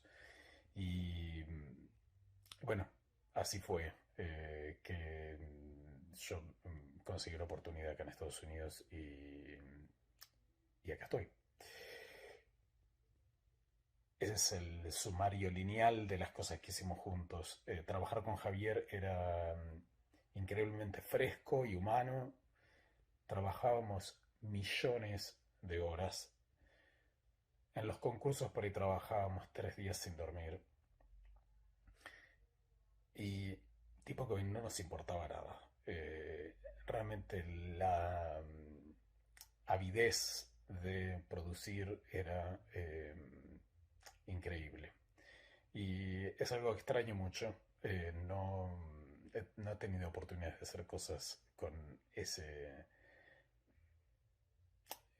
entusiasmo. Luego, tal vez será el tiempo, tal vez será el equipo. Y bueno, ese es el sumario. Así fue mi experiencia trabajando con él. Mando algunas imágenes para que vean algunos procesos de algunas cosas que hicimos. Y bueno, nada. Espero que esta pequeña historia les sirva. Gracias, Mariana.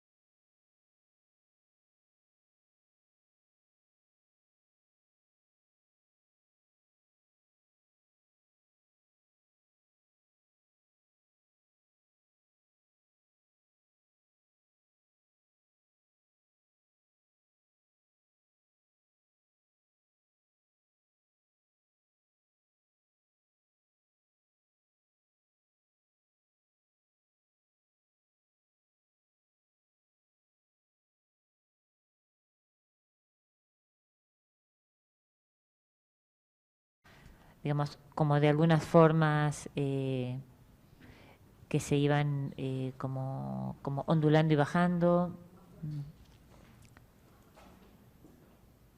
Este es el concurso sobre el Centro Beiró, que comenta también Fernando.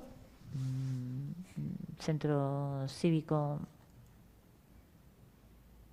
con unas formas también, digamos, bastante interesantes.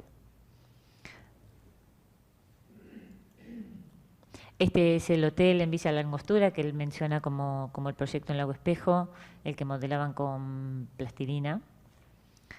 Que bueno, que con tal de no sacar árboles y de mejorar las vistas al lago, bueno, trabajó, digamos, como con esta serie de lazos, de franjas, de tiras.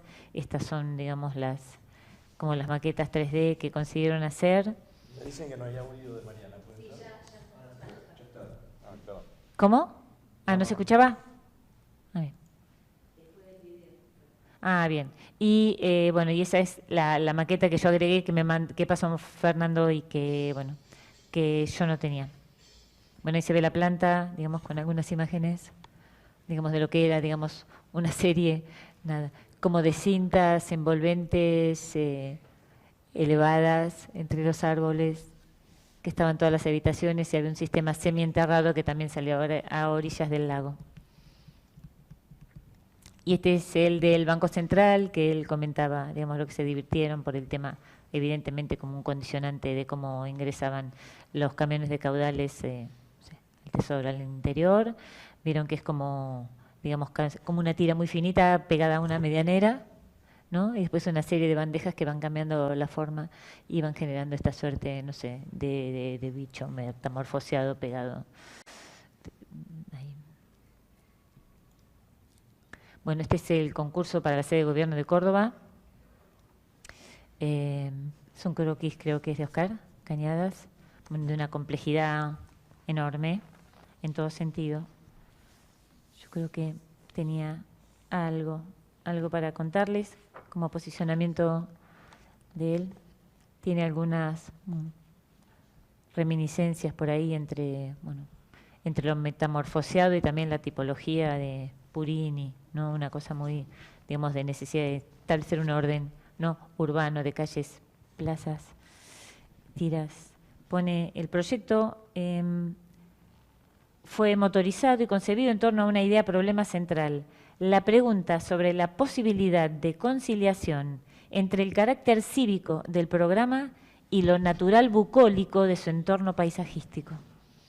Esto es, cómo articular la representación de la ciudadanía y con ella la de concentración y centralidad en una localización descentrada, periférica y verde. Congestión y distensión, centros y bordes, artificio y naturaleza aparecen como términos antitéticos que deben ser necesariamente conjugados. En función de esto, la estrategia proyectual se resuelve en una serie diversificada de materializaciones donde las virtuales antinomias se hacen presentes, son postuladas sin renunciar a los niveles de tensión que potencian la identidad de cada término. No hay neutralización armónica, sino más bien aceptación e incorporación del conflicto. El soporte natural y forestado del terreno, urbanamente desregulado, induce al injerto de cierta normativa ordenadora en la cual inscribir la matriz formal de un conjunto edilicio de semejante escala.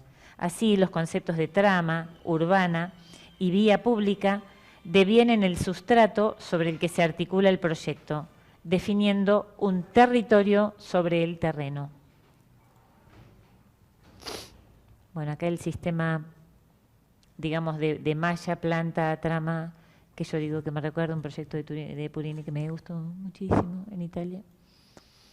Bueno, finalmente este es otro proyecto para unos balnearios acá en la Bristol, en donde, bueno, se refuncionalizaba toda la parte, bueno, que hoy sabemos que está refuncionalizada, y lo que se proponían era viviendas para estudiantes en los vestuarios, en toda la parte, que además que tenía sistema de agua de mar, etcétera, un lujo precioso, ¿no? Y bueno, entonces, digamos, toda esa gran cubierta, terraza que tenemos ahí, bueno, tenía que ser también horadada por una serie de accesos, etcétera.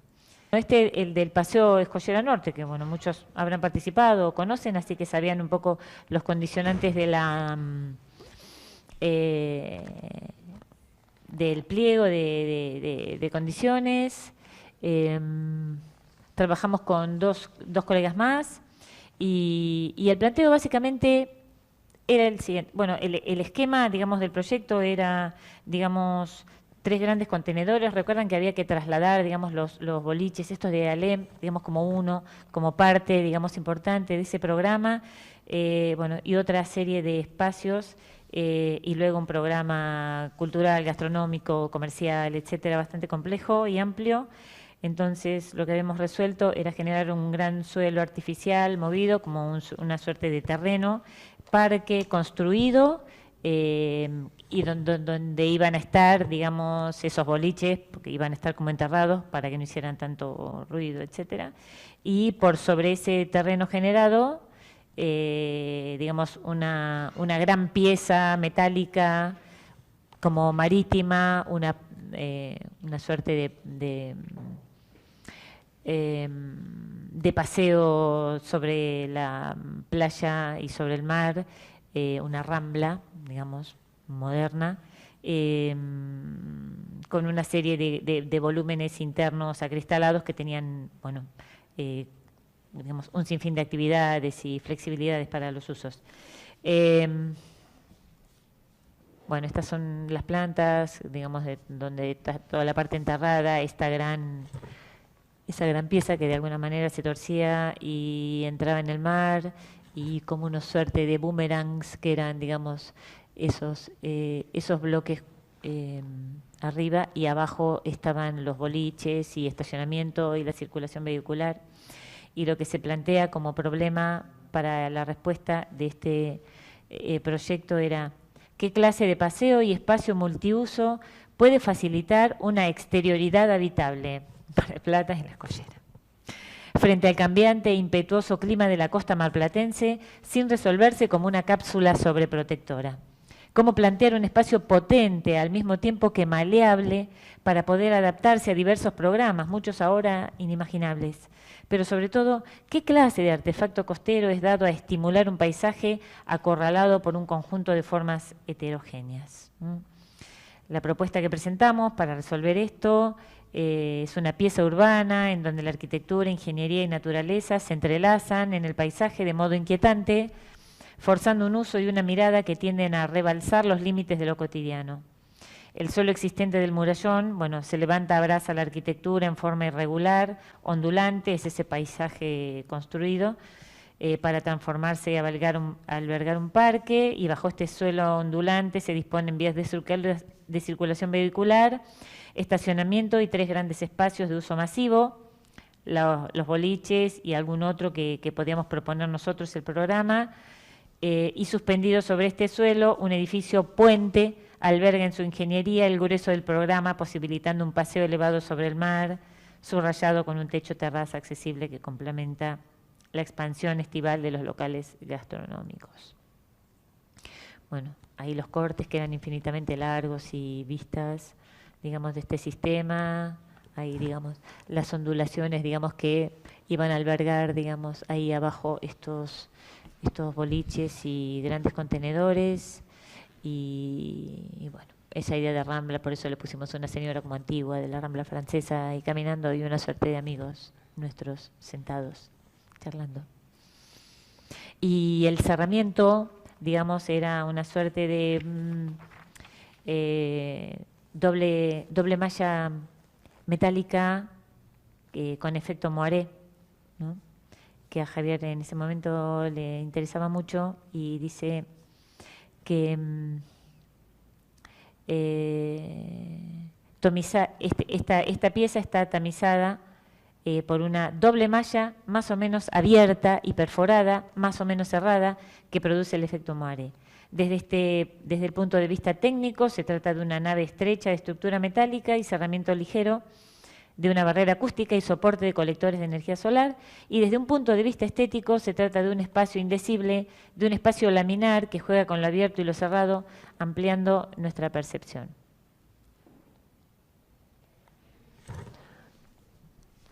Y ahí yo les puse una foto de un portón que él proyectó y está a una cuadra por Córdoba del edificio, o sea, está entre Alberti y Rawson, ¿sí? Que era de una escuela de danza que él también remodeló hace muchísimo y que, bueno, que nada, hacía como un giro, digamos, de las dos mallas y producía ese efecto. Y eso era lo que también quería llevar a todo este cerramiento de esta pieza. Bueno, y el Museo Mar, que lo hicimos ni bien llegamos, yo con Vera, Bebé, etcétera, buscando nueva casa acá en Mar del Plata. Bueno, todos conocen el programa del Museo Mar. El Museo Mar, bueno, finalmente lo resolvimos como dos grandes volúmenes bastante contrapuestos y con una serie, como ven ahí, como de esas venas, articulaciones, puentes, brazos que vinculaban estas dos grandes piezas. Y el concepto o la estrategia era el siguiente. Dos grandes bloques confrontados, dos programas o universos. Perdón, el museo, en tanto lo conocemos de sus orígenes, ha devenido un artefacto ambiguo, esa era la idea, artefacto ambiguo, que ha sustituido su función específica de lugar de coleccionismo, contemplación, por la más diversa de centro cultural. Lugar de conferencias, ciclos y espectáculos coloreados por la explosión estética, que cubre gran parte del mundo contemporáneo. En otras palabras, la primigenia oferta de conocimiento y placer, solitario y público al mismo tiempo, ha quedado subsumida y resiste en medio del conglomerado de multiofertas del entretenimiento y la dispersión. Este carácter ambiguo fundamenta la estrategia proyectual. Nosotros le pusimos de nombre Apolo y la Medusa al proyecto. Un artefacto articulador y separador, inspirador y dispersor. Bueno, y estos dos grandes bloques con dos programas o universos opuestos complementarios. Un volumen museo para la exposición de arte y una forma centro cultural para el intercambio expansivo, las vivencias, lo público-público. El volumen puro y duro, 4 aristas, piedra y cristal, la forma escurridiza, compuesta, articulada en hormigón y chapa, maleables a capricho. Como el Apolo y la Medusa en la mítica imagen de Le Corbusier, lo prístino y lo tentacular, realizando su antagonismo constitutivo. Bueno, claramente no tengo que explicar cuál es el prístino y cuál es el tentacular ahí, ¿no?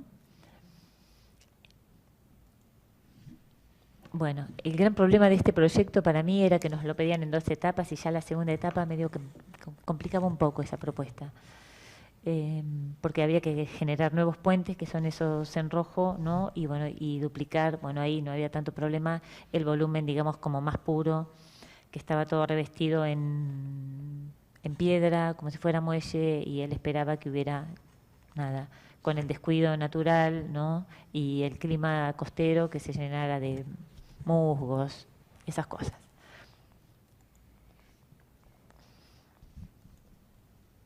Bueno, y este es otro concurso que hicimos con él, pero esto ya en España, era como una escultura que se llamaba Fines de Tierra, Finisterra en Galicia, ¿no? Que estaba al borde como de un acantilado, y bueno, finalmente era una gran pieza escultórica, que bueno, se las muestro porque repetía estos conceptos de, digamos, de campo motriz y campo visual. Iba subiendo por esa rampa, digamos, en principio como ocultando lo que era el paisaje, ¿no? Del mar y de esa costa, para ir midiendo, ¿no? La mirada a través de estas, digamos, como esta serie de miras que se iban desarticulando a mitades de piezas y bueno, finalmente parecía como un pájaro que se llegaba, digamos, a esa pieza final, bueno, que marcaba el paisaje. Bueno, si les parece, voy pasando lo que falta sin mucho más hablar. Esto era la denominación de origen de Ribera del Ruel, que había que preservar esa casita, y bueno, y se proponía siempre como un sistema circulatorio.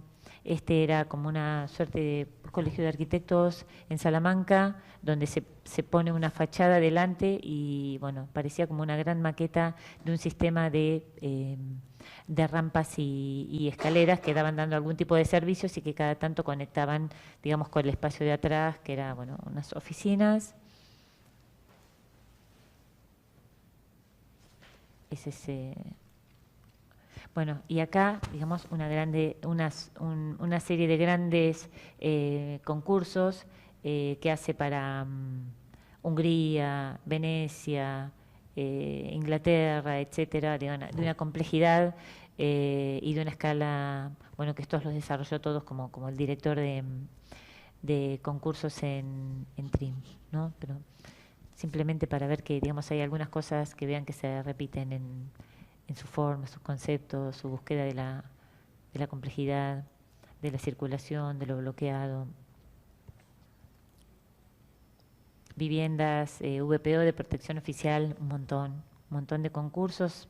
A veces nos convocaba a los argentinos residentes ahí, inclusive yo, y cada uno salía de su trabajo y se ponía a laburar en esto, porque la verdad que había una gran intención en a veces agarrar a algunos, porque había muchísimos, ¿no? También muchísimas presentaciones. El Campus de la Justicia en Madrid. Una torre de exposiciones en Zaragoza, años después se hizo Saja, el famoso puente, esta era la del agua, siempre después fue la del agua y tenía, digamos, como una idea, digamos, de un volumen mineral rocoso, no rajado, que abría, y una gran pantalla como líquida en la que se presentaban cosas, más viviendas de protección oficial. Esta es una intervención en Venecia, toda una isla y un sistema, bueno, parecido a lo que desarrolló en Córdoba. Ciudad de las Artes en Cádiz, muchísimos. Se la pasó proyectando, cosa que, ¿no?, que le permitió además, ¿no?, cuando uno hace concursos es como que da pie a todo lo que uno piensa en la arquitectura. Por suerte, ahí se dio un gusto. Esto era en Londres, no sé, un sistema que por el viento que entraba generaba como unos sonidos y generaba un gran auditorio al mar, que se por ahí. Más viviendas, un edificio. Este era un centro de talasoterapia, o sea, como si fuera un spa, ¿no?, de lujo con hoteles, y él decía que la tipología era basamento y torre, pero al revés, ¿no? Entonces, el basamento estaba todo el centro de talasoterapia, como un balneario en las nubes, y colgaban las torres, que eran las patas esas, con el hotel. Bueno, y esto quedó acá, pero fue uno de los primeros concursos de Avenida de Mayo, Buenos Aires, del cruce con la 9 de julio. Y muchas gracias.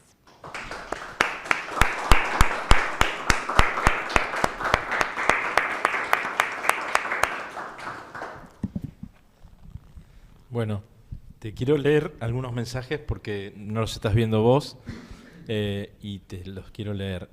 Alejandro Nicolini dice: excelente profesor, cómo entendía el espacio y lo analizaba a través de la circulación y la experiencia que este espacio le transmite al usuario. Después hay otro mensaje de Guillermo de Diego, dice: excelente arquitecto, gracias por la oportunidad de ver compilada la obra de Javier Sáenz. Alejandro Nicolini repite otro mensaje, dice: recuerdo que una vez Javier comentó que este edificio, estaba hablando del de Córdoba, se iba a apreciar más cuando en un futuro se construyan los edificios de los lotes vecinos. No sé si quieres ir comentando algo, yo te sigo leyendo. Blanca Romagnoni dice: único como docente y único como arqui. Irradiaba y contagiaba la pasión y vocación. Norman Díez, cuando habló Fernando Zavala, dijo: hola Fernando, puedo tener algo de ese concurso porque dibujé en 3D con ustedes. Abrazo grande. Y bueno, y por supuesto los que quieran en streaming hacer alguna pregunta a Mariana, queda abierta para que la formulen a través del texto y se la transmito. Dale. Yo Dale. No sé si alguno de la sala quiere preguntar También. algo. En esa época yo era representante de una empresa que vendía esos bloques, Sí. y yo le vendí los bloques a Javier. Ah, sí. Entonces me quedó siempre el recuerdo, digamos, yo paré en doble fila porque él me convocó para ver cómo hacíamos para descargar los bloques, era Sí. su gran preocupación. Sí. y me dijo de la pelea que tenía con el comitente que quería poner todo asfalto y él decía que no, porque la 8912, porque la permeabilidad del suelo. Claro, por supuesto. Así que ahí me quedó la idea de Sí. la rigurosidad con que él proyectaba y encargaba la profesión, ¿no? Sí. Y después cuando estaba esa pared que vos describiste, con las maderitas, que había maderas pegadas, Sí. yo en esa época el mayor problema que tenía donde trabajaba que la gente me decía cómo hago para impermeabilizar los bloques, porque filtraban. Entonces le digo, Javier, para esta pared le tenés que poner tal silicona, de Zika, qué sé yo. Me dice, no, esta pared es lo natural, me dice. Tiene que tener moho, tiene que tener sarro, tiene que ensuciarse, y se contrapone con lo tecnológico. Y me explicó lo del balcón y toda la historia que vos contaste. Y siempre me quedó la idea de, digamos, de la pasión que él tenía por las cosas que hacía, ¿no? Yo estaba con el coche en doble fila y lo escuchaba a él y miraba el coche y me tocaban bocinas. Y me Sí. quedé como 20 minutos Claro. apasionado con el relato que él hizo del proyecto de este edificio. Sí.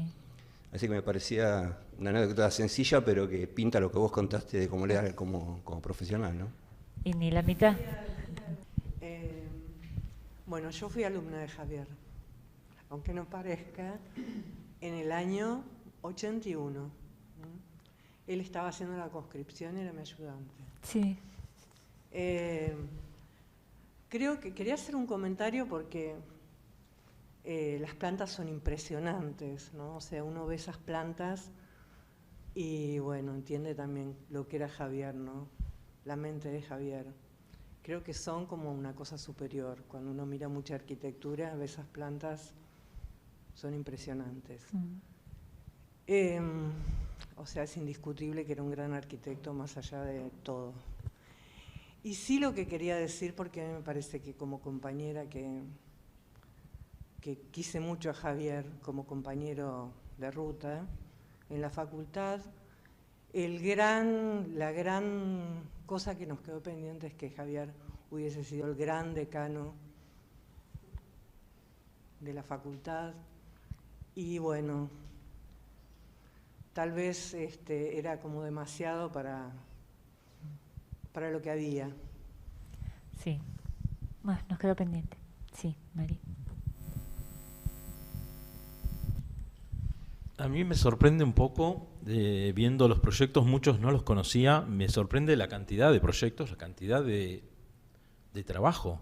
No los puse todos, además. Y no están todos, no. No. Me sorprende eso. Pero otra cosa que me sorprende es que hoy, por ejemplo, no conocía las escaleras esas inclinadas con el fuera de plomo de los locales y muchas otras cosas, no conocía lo interior. Pero me sorprende que esos proyectos del año 93, cuando todos estábamos con Rotring, y lo difícil de poder construir esas cosas, hoy es fácil, ¿no? Con los programas de computación que te permiten poder resolverlo. Digo, también me sorprende esa capacidad de poder resolver temas complejos en un momento en donde la tecnología no te ayudaba. Sí. Y no, por supuesto, sí, con los gremios que te tienen No, que... es la capacidad, pero era, digamos, un apasionamiento increíble. Para mí, totalmente fuera de serie, ¿no? Porque no había cómo seguirle el ritmo. Fernando lo plantea ahí y fue así siempre. Conmigo también. Yo a veces, yo de alguna manera había decidido optar por una carrera académica, casi cuando me lo cruzo con él, yo estaba terminando mi doctorado. Por lo tanto, bueno, estaba bastante desvinculada de lo profesional. Y nos vamos a España y como no me reconocen el título ni nada, me tengo que poner a laburar y aprender de nuevo el AutoCAD, que ya estaba en versiones, ¿no? Que ya no manejaba, y empezar a laburar. Y bueno, y me ponía a diseñar cosas y se las mostraba, digamos, yo decía, bueno, mira, diseñé esta lámpara, pero que es un perchero, pero que en realidad cuelga del techo y no apoya, y se lo mostraba como diciendo, qué genial lo que hice, y me decía, no, sí, la idea está muy buena, diseñalo, proyectalo, o sea, bueno, o sea, donde uno se sentía que había terminado, él empezaba. Y de hecho, yo me acuerdo las reuniones que tuvimos con los de Córdoba, que fue muy complejo, porque además realmente era apasionado tanto por diseñar como para defender sus proyectos.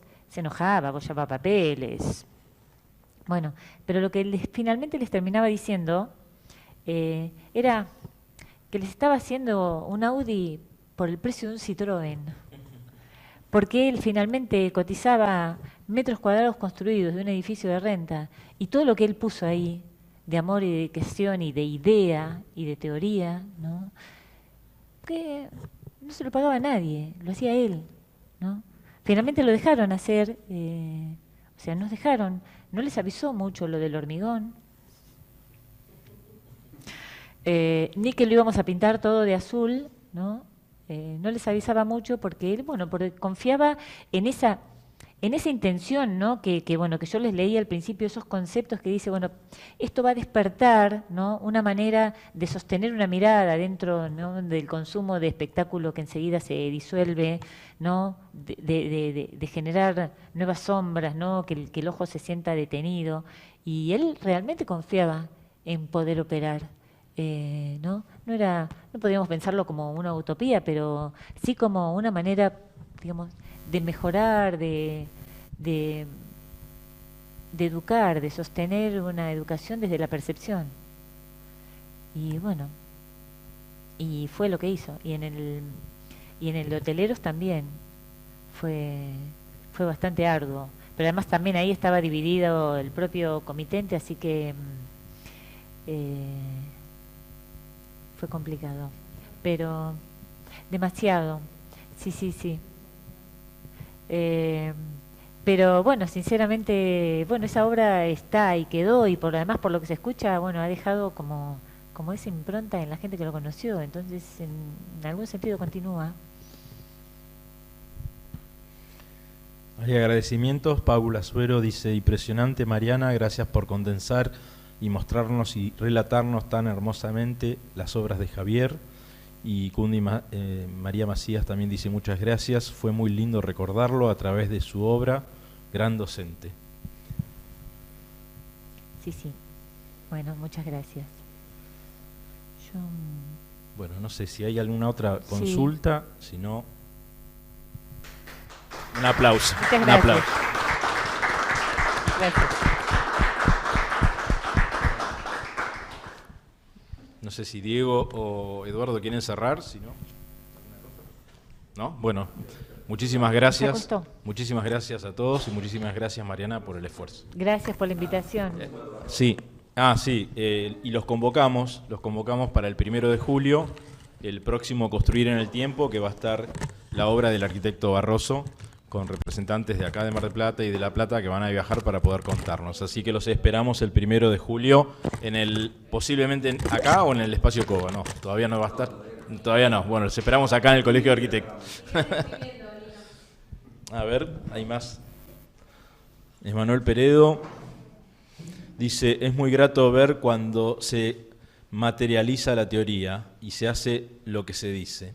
Laura Scarfone también dice: excelente tu relato, muchos recuerdos y muchas emociones. Felicitaciones y bueno, gracias de todos los que están en streaming, ¿eh? Hay más de 40 personas que están viendo todo esto. Muchas gracias, Mariana, y nos vemos la próxima.